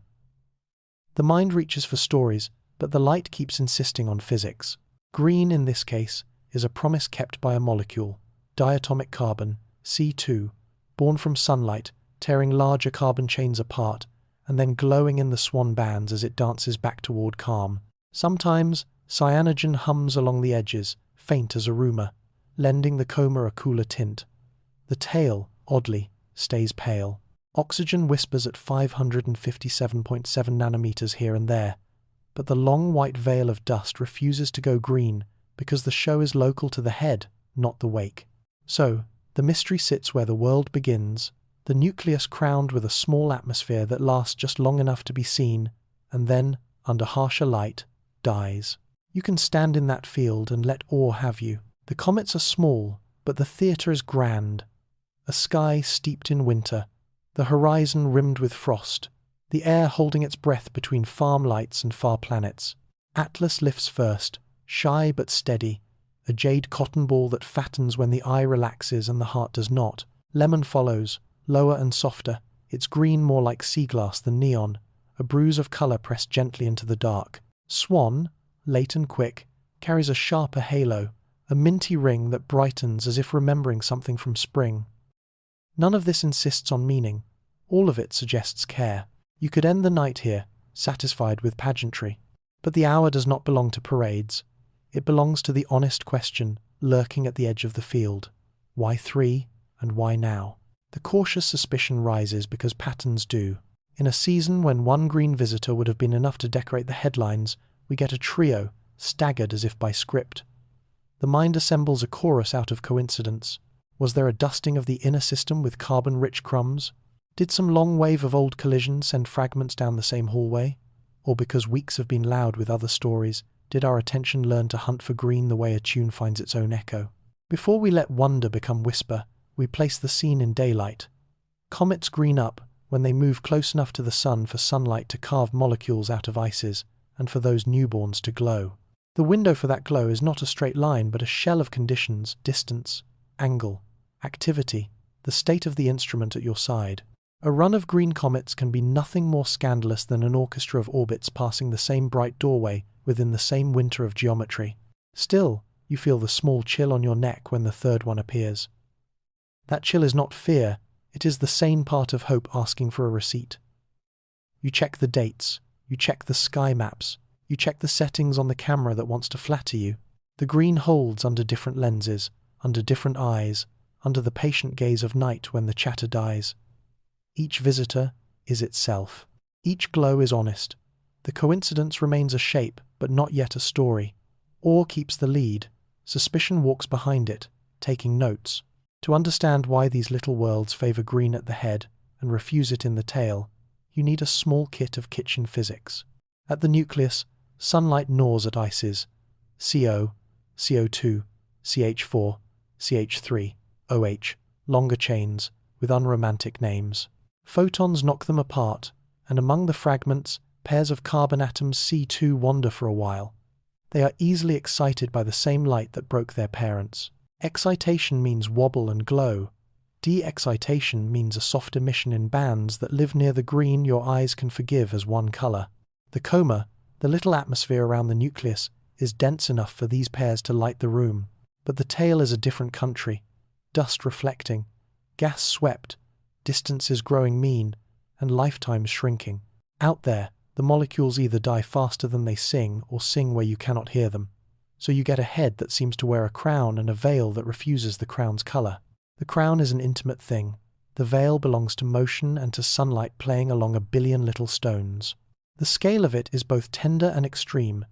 A molecule of C2 lives under sunlight for minutes to hours before photodissociation erases it. That's a human kind of time in a cosmic-sized room. It means the green we see is always being written and always being undone, a sentence of light that never finishes the same way twice.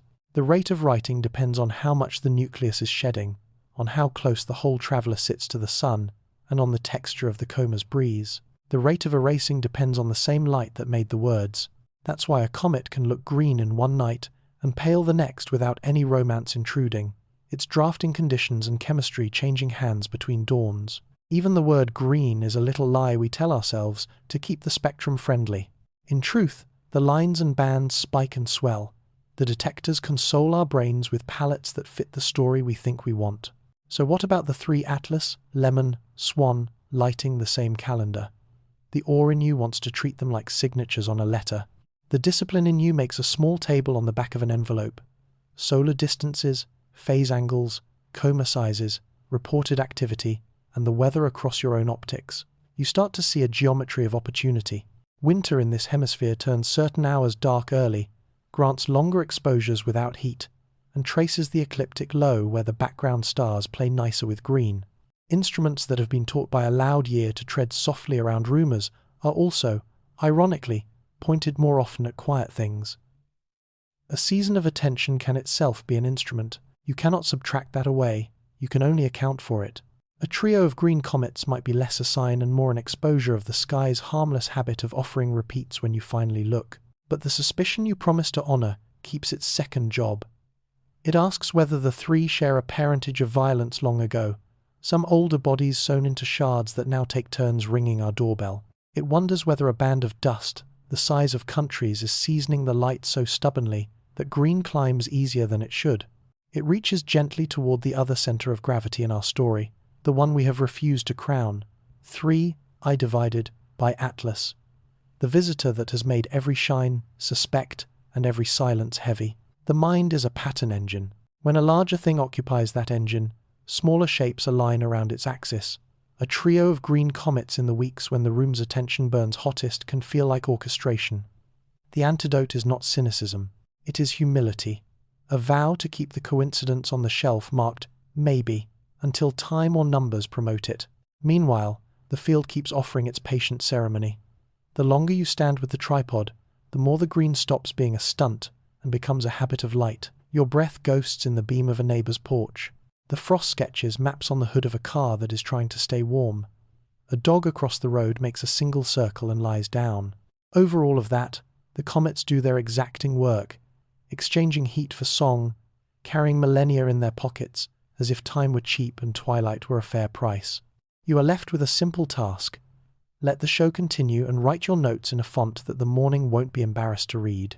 Now that the mood has settled and the chemistry has sworn its oath, we can touch the soft riddle at the center of the week. How to hold astonishment and doubt with the same clean hand. The trio is beautiful. The trio is statistically boring. Both lines can live in one paragraph. Beauty does not need permission to recur. Statistics forgive runs of luck. When astonishment wants to bloom into a story about messages and symmetry, doubt politely asks for a ledger. Did we see similar clusters in winters we forgot to notice? Were there green comets in other years that died on smaller cameras because nobody stayed up late? How many windows like this does a decade offer if you strip away our present appetite for meaning? The answers are not insults to wonder. They are its cradle, the rails that let wonder move without spilling. There is another question that belongs here, a quiet cousin to skepticism. What would too much coincidence look like, and what would we do if it arrived? You might write down a threshold now, while your head is cool. If 5 green comets brighten within 2 months under similar geometry, I will move my suspicion from maybe to likely. Or, if the spectral ratios of Atlas, Lemon, and Swan converge within small tolerances after independent reductions, I will devote more attention to shared origin hypotheses. Or even, if a future visitor's green holds at a distance where C2 should fail, I will ask harder questions about unromantic mistakes and, if those die, about stranger engines. Writing these before the next surprise comes is how you refuse the cheap thrill of being perpetually shocked. It is also how you keep your awe intact. Awe in a lab coat has better posture than awe in a costume. And yes, there is room in the same sky for the other name that keeps haunting the margins 3I divided by Atlas without turning every comet into a courier. The discipline we practiced elsewhere follows us here. We can keep the gravity of that visitor in the corner of our eye without letting it compose the score. If the trio of green lanterns belongs to the same story as the object that has made a season of silences and smudges, the evidence will write that chapter for us. It will do so in the language of repeats that survive new angles and new instruments, not in the poetry of a weekend where the weather happened to be kind. Until then, we can let the comets be comets, which is not an act of surrender, but of respect. Cold bodies that sing in green do not owe us metaphors. So the night ends with 3 final images meant to travel with you. Atlas, a small heart beating against the cold, its emerald breath smearing the stars just enough to prove it's alive. Lemon, a softer ember, like a bottle left in the tide, rolling green back toward grey, as if shy of attention. Swan, the brisk one, has a ring of mint that sharpens when you look away and relaxes when you return. Together they make a chord the sky has played before and will play again when we are older or busy or too careful to hear it. The coincidence is a question. The beauty is an answer. You are allowed both without apology. And if on the walk back you feel the thin thread of suspicion, tug why here, why now, why 3, treat it the way a good naturalist treats a track in fresh snow. Note it, measure it, return in the morning. By daylight, the mark will either hold or melt. Either outcome will teach you how to read the ground. That is the lesson the green offers when the cameras sleep. Wonder first, ledger next. And always that common courtesy to the universe to ask for another showing before you decide the meaning of the first. In late December, under a sky that carries too many headlines and not enough frames, such courtesy is not just style, it is survival for our attention and for our trust. The comets have done their part. They burn just close enough to be seen, just long enough to be shared, and just honestly enough to deserve the quiet that follows a good story told well. Let them go. Keep the color. Keep the question. Keep the promise that comes with both, that we will look up again, and that next time we will be ready to count as carefully as we gasped. The mountain does not care about our headlines. Late December 2025, Kamchatka exhales ash into a sky already crowded with stories, and the ground answers with a rhythm older than rumor. Sirens test the valley, radios crackle in kitchens, and a slow snow of grey begins to turn roofs, the color of graphite. This is not spectacle. This is physics at the human scale. A chain of volcanoes straddles a subduction zone where an old oceanic plate dives beneath a continental margin, dragging water and heat into the deep. Water lowers melting points. Rocks that would have stayed solid become magma. Magma finds reservoirs. Gas finds leverage. Fractures find each other. When the alignment ripens, pressure writes its argument into the sky. The sight is severe, not cinematic ash curtains, orange pulses, and a far hum you feel in the ribs more than you hear. Severity is the word of the night. We do not sweeten it, we name it, then we plan around it. The instinct, in a week like this, is to stitch the scene to the sky. A green comet here, a silent frame there, a halo of speculation that would make any eruption feel like a reply. Resist that pull. The peninsula's fires keep their own calendar. The chain that runs from trench to crater needs no messenger. Plates obey gravity, fluids, and friction, not hashtags. It is truthful to feel awe in the same season. It is untruthful to confuse proximity with cause. So we will keep two ledgers tonight, one for impact and care, one for claims and proof. The first leads, the second waits for daylight. What, exactly, is the mechanism beneath these peaks? The Pacific Plate descends a few centimeters each year beneath far eastern Russia.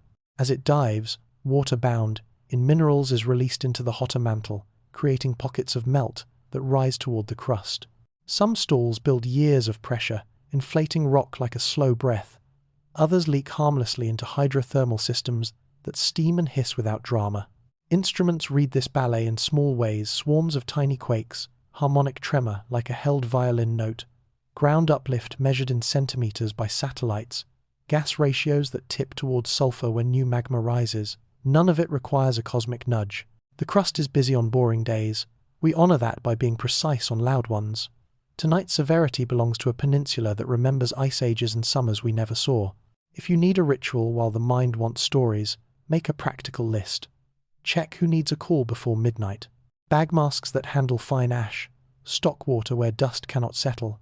Photograph load-bearing walls now, so hairline cracks tomorrow have a baseline.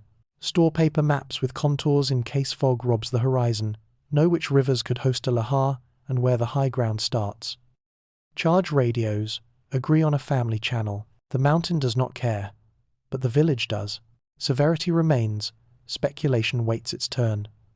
Stay ready. Map it with two layers, geology and cognition. Geology first. Kamchatka sits on the ring, where the Pacific seafloor slides under the continent at a steady pace. That descent dehydrates the slab, juices the mantle wedge, and builds magma kitchens beneath alignments of peaks that hikers can name. Between long episodes, the ground broadcasts moods, microquake swarms that roll like thunder, harmonic tremor that hums like a transformer, inflation that GPS catches as a few centimeters of lift, and gas plumes that trade ratios as new melt approaches.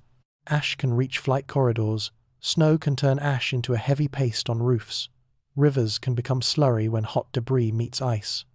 The hazard is physical and local.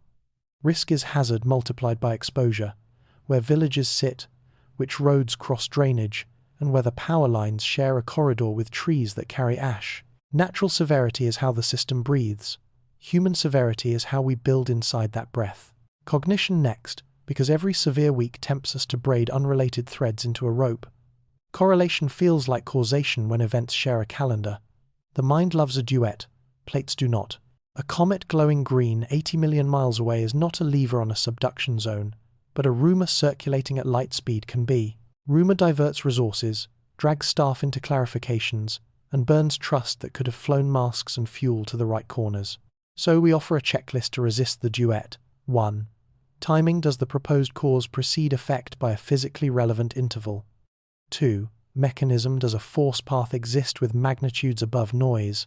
3. Base rates: did similar volcanic pulses happen in years without comets or headlines? 4. Counterexample: are there days with bright sky stories and quiet seismograms? 5. Prediction: what would we expect to change tomorrow if the link were real? If a claim fails, 3 of 5, let it wait on the curb while the grown-ups stack sandbags. Skepticism is not cynicism, it is triage for attention. The media machine adds its own wind. Loud metaphors outrun quiet measurements. Aerial footage gives viewers the impression of global scale, when the danger is in fact sharply local. A valley, a bridge abutment, a school downwind on Tuesday. To counter that lens, translate altitude into action. A plume at flight level 350 matters to aircraft routings. Ashfall at 2 mm matters to air intakes and lungs. Snow plus ash matters to roofs with old fasteners. When we scale severity to the map of chores, fear steps out of the driver's seat, and responsibility takes the wheel. That is the goal of tonight's calm voice. Not to minimize the mountain, but to right-size the story so neighbors know what to do soon. Finally, attend to the weather inside your head. Disaster scrolling is a kind of hypoxia. Step outside, breathe slowly, pick one useful task, and do it. Then another. The peninsula's geology will keep its own tempo. We keep ours on purpose. Small steps, repeated, make families safer today. What, then, do we owe each other while the mountain speaks? First, a posture. Compassion without costume. Check on elders, keep vehicles fueled, wear masks that catch fine ash, stash water where dust cannot settle, and treat roofs like delicate lungs, clear them in short sets, never alone. Second, a way to read. Follow local geoscience agencies and municipal feeds, not the loudest clip. Notes that matter include ashfall forecasts, plume heights in flight levels, wind shifts, lahar advisories for specific drainages, and shelter statuses with air filtration. Third, a line we will not cross. We will not sell links we cannot price. A volcano earns its own chapter. If a pattern with the sky is real, it will still be real after the valley sleeps. Severity first, proof later. People before plot. Here is a ground-level guide that travels better than metaphors. Vehicles, park under cover. Drive slowly on ash-glazed roads. Change filters early and avoid idling in ash. Homes, close dampers, tape furnace intakes, set a rinse station by the door, and keep pets inside. Health, stock inhalers, use N95 or better, rinse eyes, wash hands. Power, vent generators safely, clear snow and ash. Communication, agree on 2 channels and practice brief check-ins. Documentation, photograph rooms and foundations. Ash hides damage. Waste, keep drains clear. Ash cements in pipes. Schools and shops, rehearse remote days as continuity. Resilience is a rhythm. When calm returns, we will open the ledger of claims with cool hands. Until then, entertain the strongest alternative before any elegant coincidence. Ash and earthquakes arrive in clusters because the engines are networks, not clocks. Clusters seduce pattern-hungry minds, especially this winter. We can name the visitor that bent attention this season 3 I divided by Atlas without granting it authorship of Fire and Stone. If any link exists, it will declare itself by predictions kept and mechanisms that survive audit. Measurable tides at relevant frequencies, regional signatures that scale with distance, and changes that track sky geometry rather than human schedules. Until then, the honest sentence is the simple one. A restless arc is being a restless arc. End with the small, hard wisdom of valleys under peaks. Severity does not ask our permission. It asks our presence. That presence looks like neighbors who knock before power fails, like spare masks by the door, shovels laid out before dawn, a bag by the exit with IDs and medicines. We are not authors of the peninsula's heat, but we are editors of our own readiness. If the week also held a comet, a rumor, a stubborn frame, we can fold those back into the larger weather of being human and still do the chores the mountain requires. Hold the line between awe and alarm. Let evidence cross, not appetite. Tonight, the earth speaks in ash and tremor. We answer with steadiness, with receipts for our safety, and with a promise carved into ordinary tasks. We will listen without leaping, and we will be here. The jet from M87 does not point at us. It points at our limits. Late December 2025, Webb returns a frame that feels like a thought made visible, a filament arrowing out from the galaxy's core, threaded through dust, the way a needle finds a seam in the night. The sight lands with a quiet that only great things make. You do not cheer, you inhale. What we call a picture is, after all, light arranged by patience, infrared, stretched, subtracted, cleaned, a whisper pulled through instruments built to hear the oldest heat. In that whisper, an engine declares itself. A black hole, millions of suns heavy, an accretion disk the color of fever, magnetic fields braided tight enough to steer plasma close to light speed, a jet that refuses the urge to diffuse. Awe has the first word because the image earns it, but humility must speak in the same breath. A frame is a moment is not a mechanism. Tonight, we hold both truths and ask them to teach each other. Begin with the story the image invites and the math insists on. At the center, gravity wins, matter spirals, heats, and ionizes. The disk glows, the corona snaps. Particles surf field lines that twist like wet rope. Some lines open and fling energy away in a narrow, stubborn beam. Call it a jet if you like.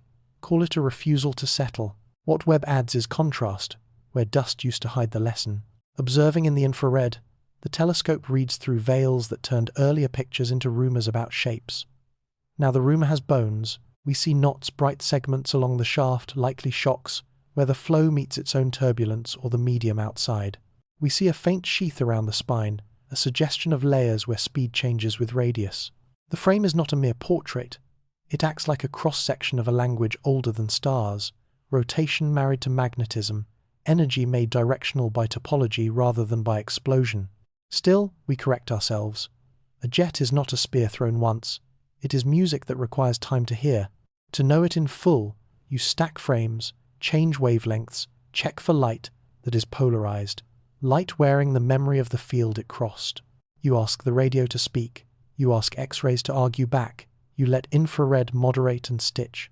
You look for superluminal illusions in other bands, evidence that blobs down the jet appear to outrun light because they ride angles and timing tricks we can compute. You search for symmetry with the counterjet, the one pointed away and thus dimmed by relativistic beaming. Where beaming hides, theory must stand taller and admit its posture. We draw lines on the image, measure the angle of the shaft against the galactic plane, and ask whether the black hole's spin is tilting the disk in a long argument with gravity. The picture is beautiful. The questions it provokes are more beautiful still.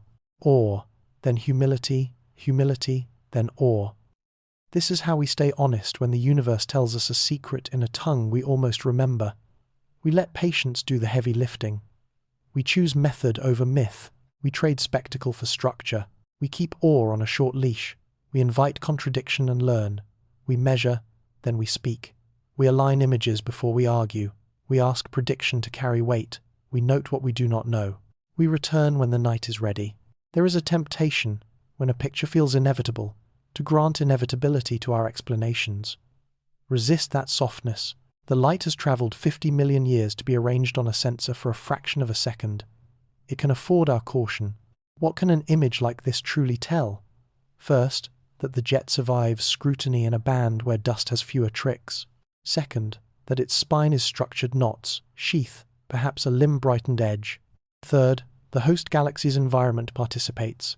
Stars, gas, and the halo beyond all respond to the jet's insistence, carving cavities and stitching weak shocks into the circumgalactic medium. But a frame cannot, alone, measure the spin of the whole, nor can it decide among jet-launching models, Blandford's Narjek tapping rotational energy through anchored fields, or Blandford Payne flinging matter from the disk along open lines. For that, we need polarization maps, variability, and spectra that weigh particles by the light they shed. Webb gives us the stage lit well enough to rehearse. The play still demands actors from radio arrays, from X-ray observatories, from theory tuned to humility. Humility does not mean hesitance, it means method. So we write a list the way careful people do. Multi-wavelength registration, align radio knots with infrared knots, and measure offsets with error bars that do not flatter us. Polarization, map electric vectors along the spine, watch them rotate with distance, infer field geometry, and shock obliquity. Spectral indices, fit slopes, across bands to estimate energy distributions. Check for cooling breaks that split populations. Variability, return and return, to watch segments brighten and dim, to separate the steady from the young. Each result greets a model but marries none. The jet, like any adult, keeps more than one secret. Our job is not to corner it but to converse with it long enough for one of its habits to contradict a clever lie we have been telling ourselves since graduate school. Philosophy has work here too. M87's jet invites a question older than the instruments that found it. What is the relation between the image and the thing?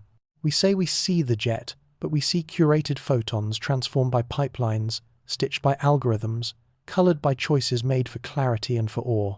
None of that is a flaw. It is the condition of modern seeing. The remedy is not to distrust images. It is to treat them as evidence with annotations. When Webb shows the shaft piercing dust, the correct verb is indicates, not proves. When we align the shaft with radio maps from years past and find agreement in angles and knots, the verb graduates toward confirms. Epistemic humility is grammar as much as virtue. We owe the universe good sentences. They will be plain, and they will be slow, and they will not apologize for either. Late December already wants finales. The jet suggests practice instead. We let patience do the heavy lifting. We choose method over myth. We trade spectacle for structure. We keep awe on a short leash. We invite contradiction and learn. We measure, then we speak. We align images before we argue. We ask prediction to carry weight. We note what we do not know. We return when the night is ready.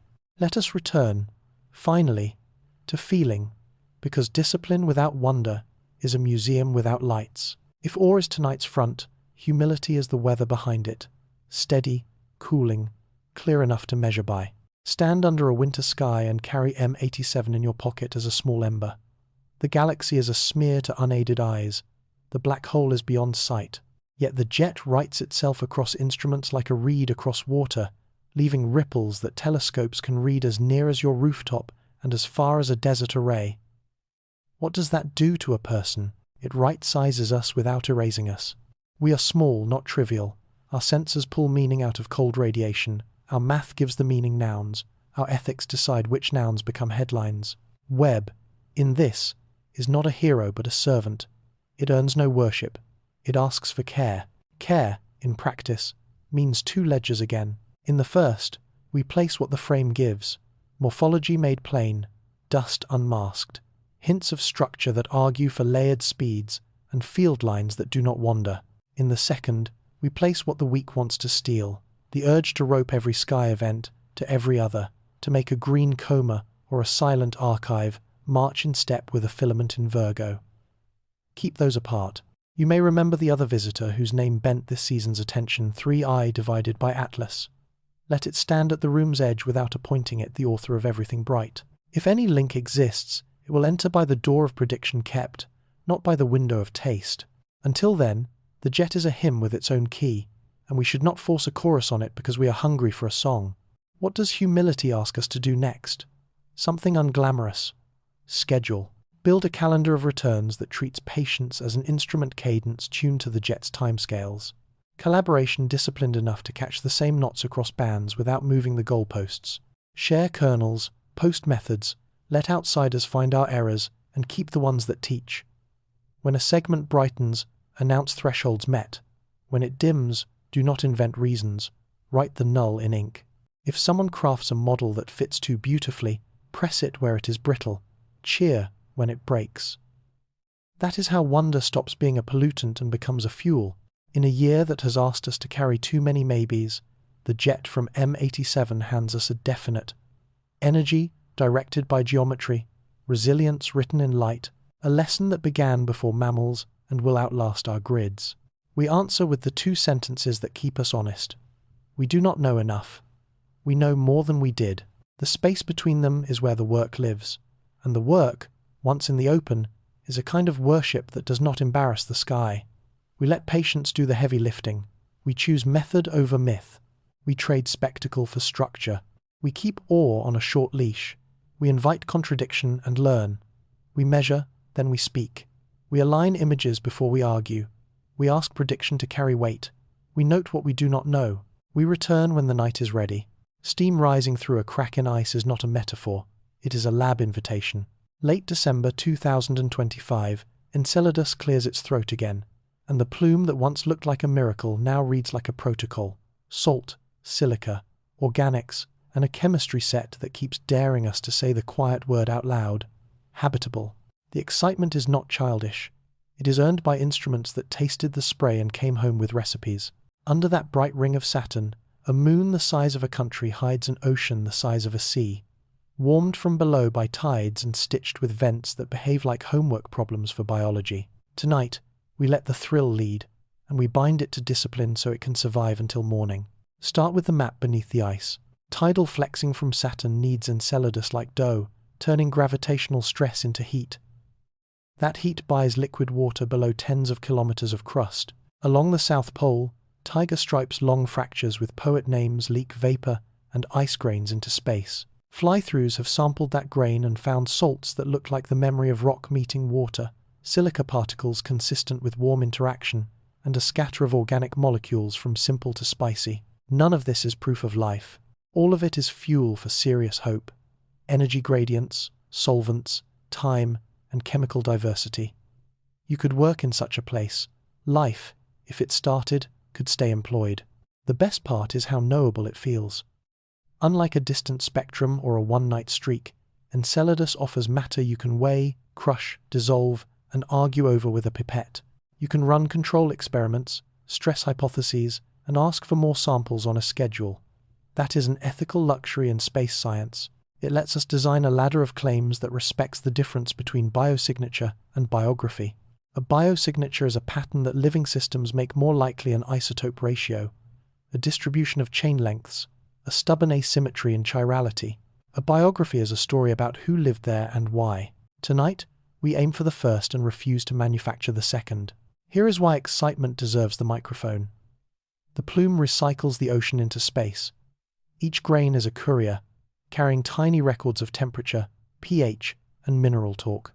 If future fly-throughs catch amino acids with specific distributions, or lipids with chain lengths that favor life's laziness, or methane that refuses to balance without biology's hand on the scale, we move, we do not jump. We move up one rung, then another, posting methods as we climb. Enceladus is generous with patience. The moon will still be there after we sleep. The ocean will still sing through the cracks, and the cracks will still write steam against the ring light. Excitement is the spark. Method is the wick. Hope burns clean when it learns to wait. We publish methods before metaphors. We anchor claims to thresholds. We let replication lead the applause.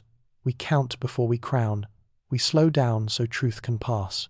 We put receipts within reach. We keep awe on a leash of method. We agree on the rungs before we climb. We measure again before we sing.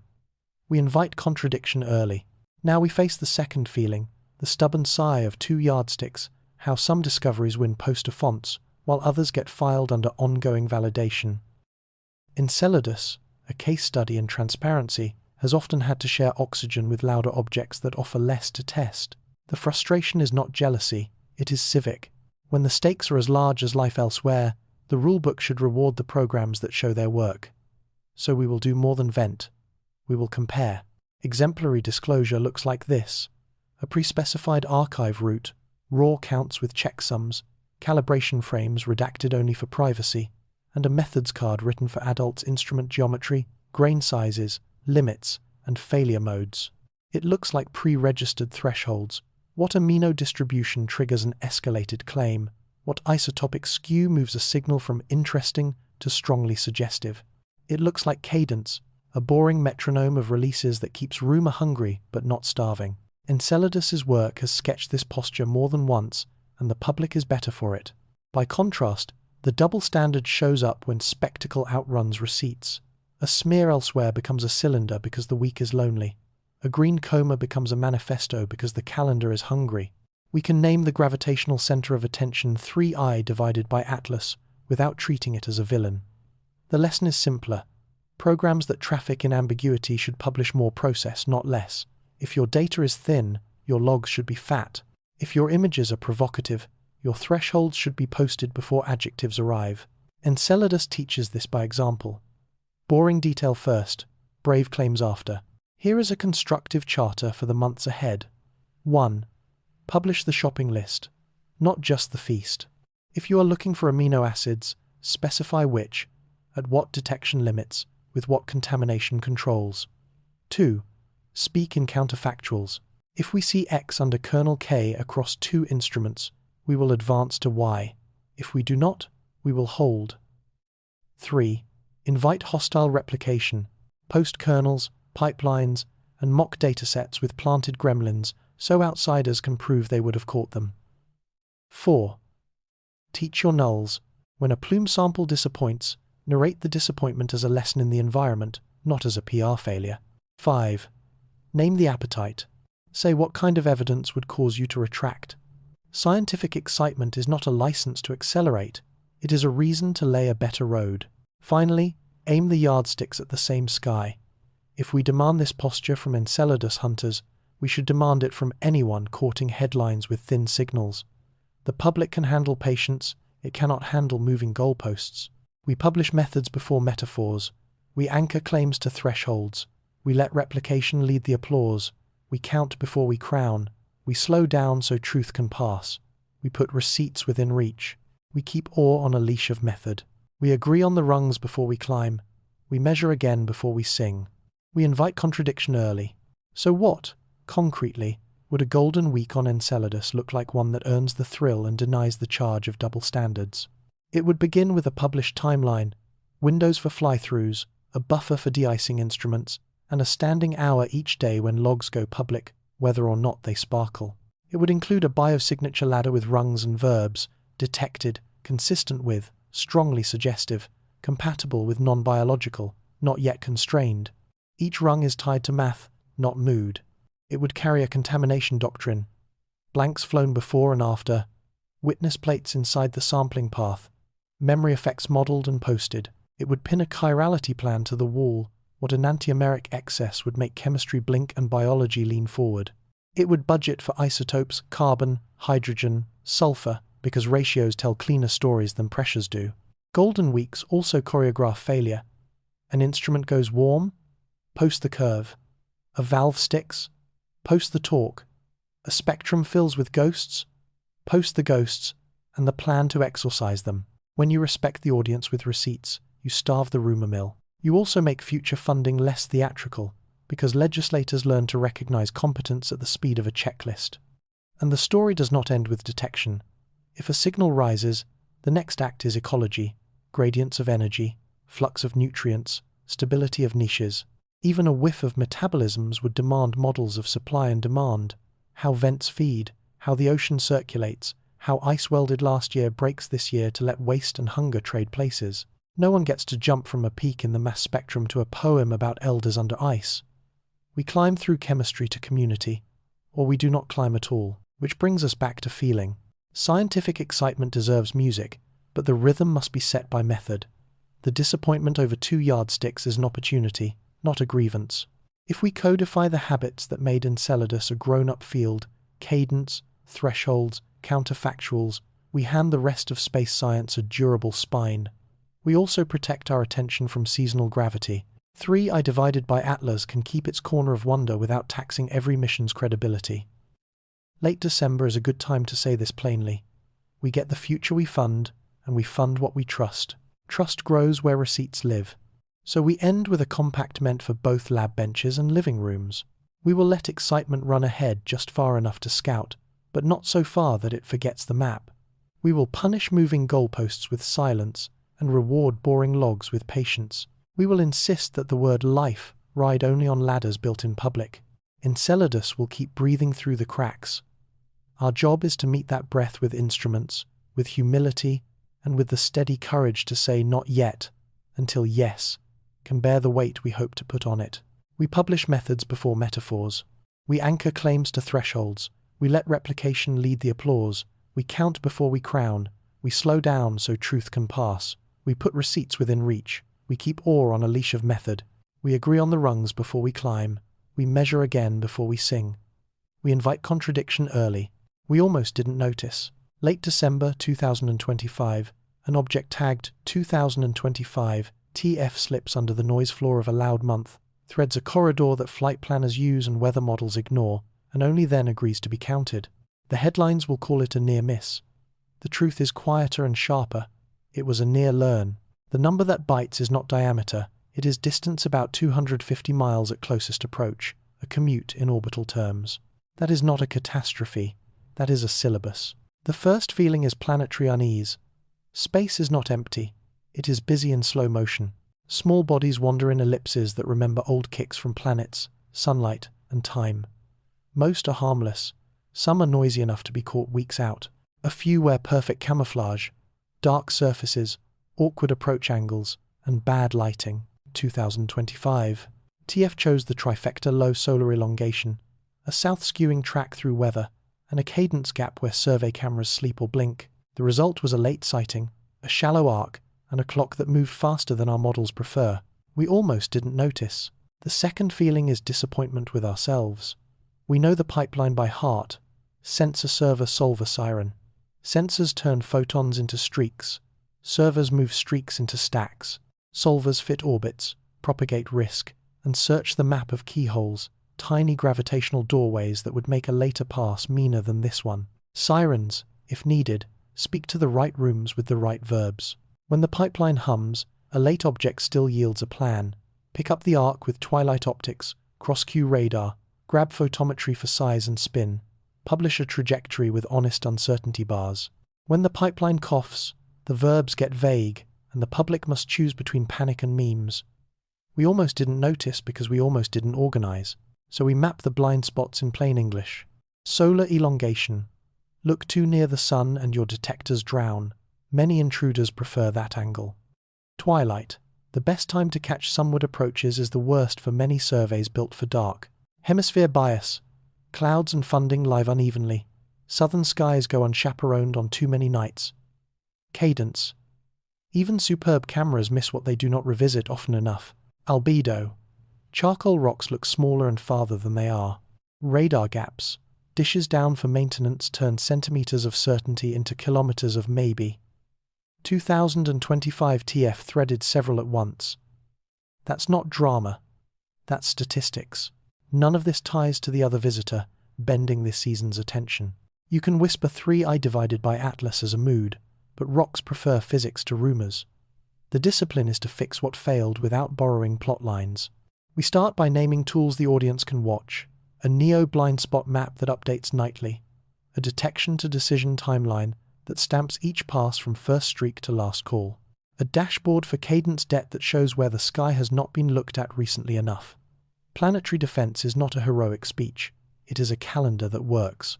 We almost didn't notice is not an apology. It is a to-do list. Preparedness in this field has 3 columns. Find, understand, and decide. Finding is hardware and habit optical, infrared, radar, and the ritual of looking where seeing is hardest. Understanding is math under deadlines, fitting short arcs, acknowledging non-gravitational nudges like Yarkovsky sunlight, pushing small bodies over years, and translating brightness into size when albedo lies. Deciding is governance. Who says hold? Who says notify? Who says move? Start with find. We invest in 3 cheap truths: radar, infrared, and cadence. Radar collapses uncertainty at close range. It turns maybe into meters. Infrared likes dark rocks. It reads heat, not vanity, and tells the truth about size. Cadence is the drumbeat shorter revisit times where intruders prefer to hide. Twilight surveys matter because many threats approach sunward. Southern coverage matters because Earth is round and politics are not. If you want to help from a living room, prefer platforms that publish cadence maps and miss sky logs, not just aurora reels. Move to understand. Short arc orbits are dishonest until they aren't. The fix is humility wrapped in speed. Propagate families of trajectories, not single lines. Publish Torino, public-facing, and Palermo, technical scales, as ranges, not verdicts. Run keyhole analysis early to flag tiny gravitational gateways that turn a safe pass today into a bad pass later. Post your assumptions. Thermal coefficients for Yarkovsky, shape priors for photometry, error inflation for weather. When someone updates the arc with new points, show the delta how the corridor narrows, shifts, or dissolves. We can be urgent without being opaque. Now, decide. The detection to decision timeline, D, 2D, should not be a mystery. Write it where people can read it. T0, first streak. T plus 30 minutes, provisional arc. T plus 2 hours, twilight follow-up requested. T plus 6 hours, radar slot negotiated. T plus 12 hours. First risk bulletin to aviation and civil agencies. T plus 24 hours. Public note with plain language ranges. T plus 48 hours. Update with new photometry and spin estimates. T plus 72 hours. Stand down or escalate with map of notices to move for telescopes, air traffic, and if needed, local emergency managers.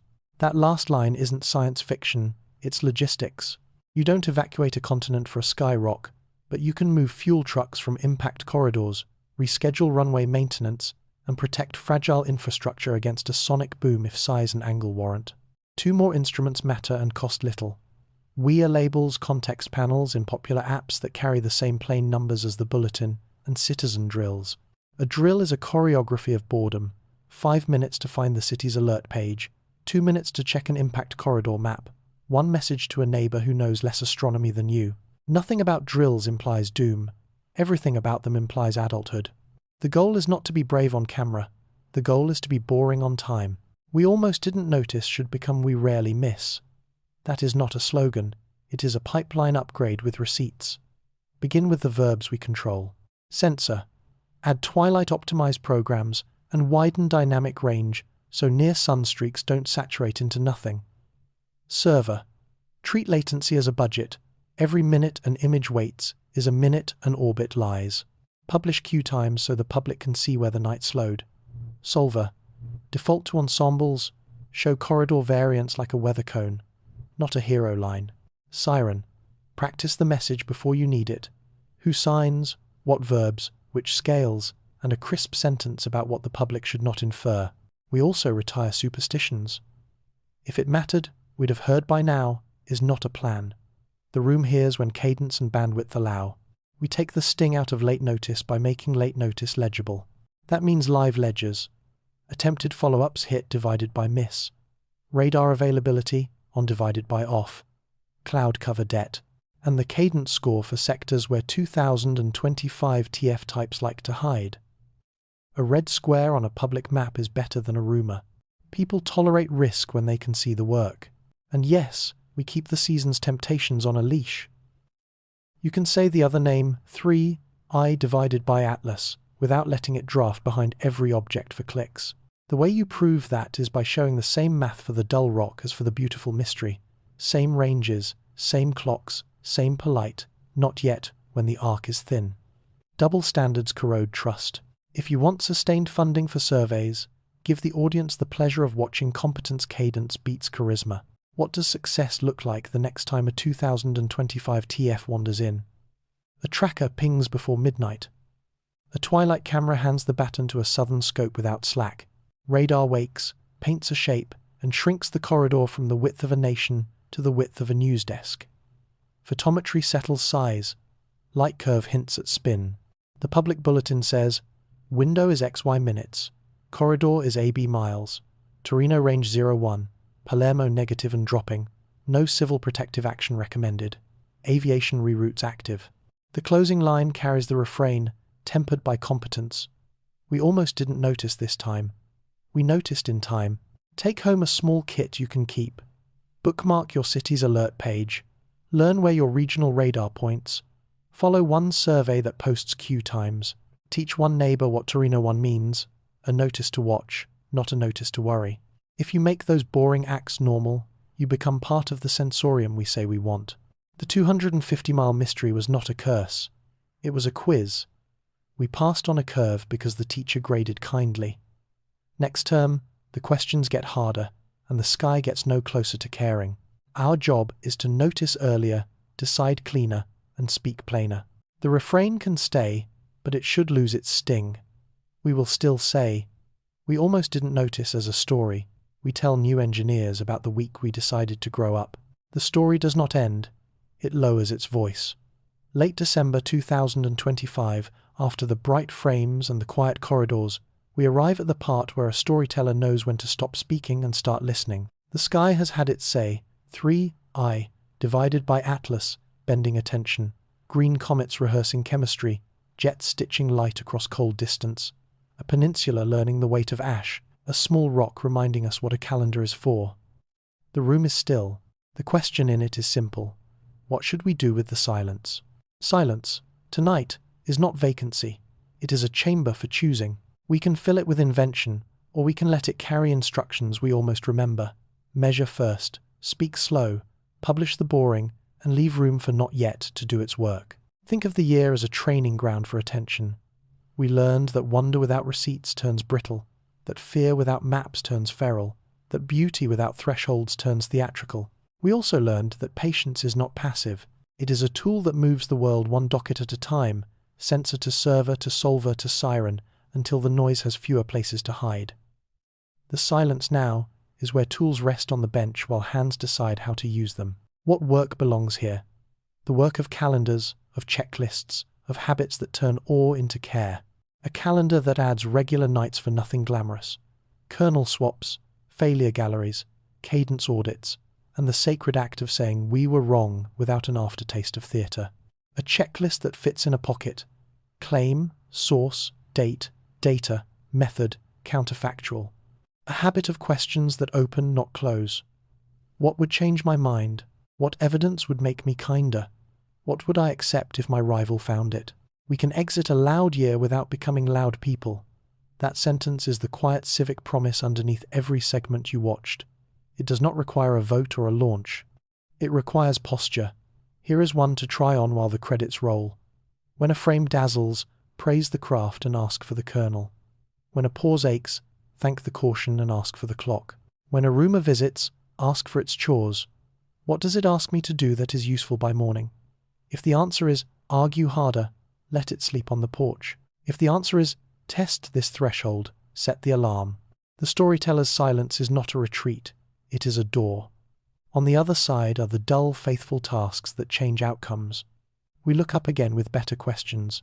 We ask, gently, if our appetite has outpaced our evidence. We choose a cadence we can keep when headlines stop clapping. We become tenants of the long story instead of tourists in the hot hour. And when the next object asks for a hearing, we give it one with a bench, a ledger, and the decency of time. That is action enough for tonight. We will keep the room honest. We will make patience visible. We will pace our awe with method. We will ask for clocks and kernels. We will let calendars do their quiet work. We will return when the night is ready. We will measure before we narrate. We will leave room for not yet. We will publish the boring and applaud it. We will carry questions home. What then do we carry home besides adjectives? We carry a compact with ourselves, a list short enough to memorize and stubborn enough to matter. We will keep our awe, but we will lend it a leash. We will count before we claim. We will let thresholds, not theatrics, set the pace. We will reward boring logs. We will measure again, especially when the first read flatters our priors. We will learn to enjoy the word not yet, not as a stall, but as a scaffold. We will let contradiction audition for our respect. We will ask for predictions to pay rent. We will remember that a calendar is a moral instrument. For citizens, 3 practices travel well. First, attention hygiene. 1 feed you trust for methods. 1 mirror for receipts. 1 appointment each week to read a primary source without a headline translator. Second, civil drills. A saved link to local alerts. A printed plan for ash or storm. A neighbor you have promised to text when the sky is loud. Third, epistemic kindness. Make it easy for someone to change their mind in public.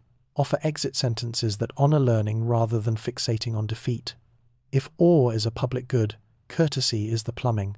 For makers, scientists, editors, hosts 3 duties endure. First, publish the boring. Give us counts, clocks, kernels, and nulls.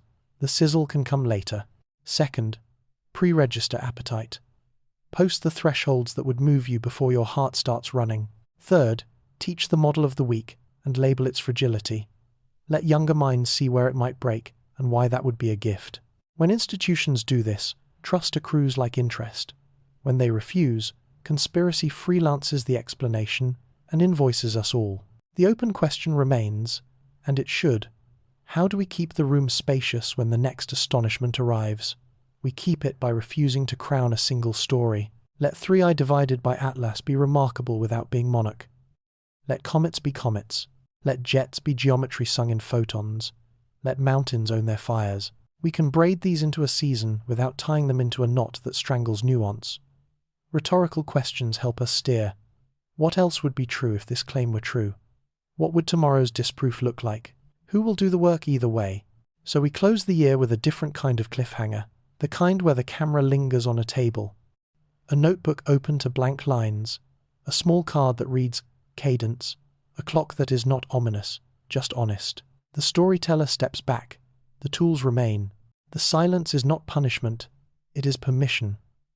Permission to build a culture that can afford to be surprised because it has rehearsed its response. Permission to let wonder breathe without hiring a myth. Permission to be exact without being unkind. When the next voice rises, when the streak, the plume, the jet, or the tremor asks for your time, you will have a way to say yes that does not sell your sleep. That is the ending the sky deserves and the beginning we owe each other.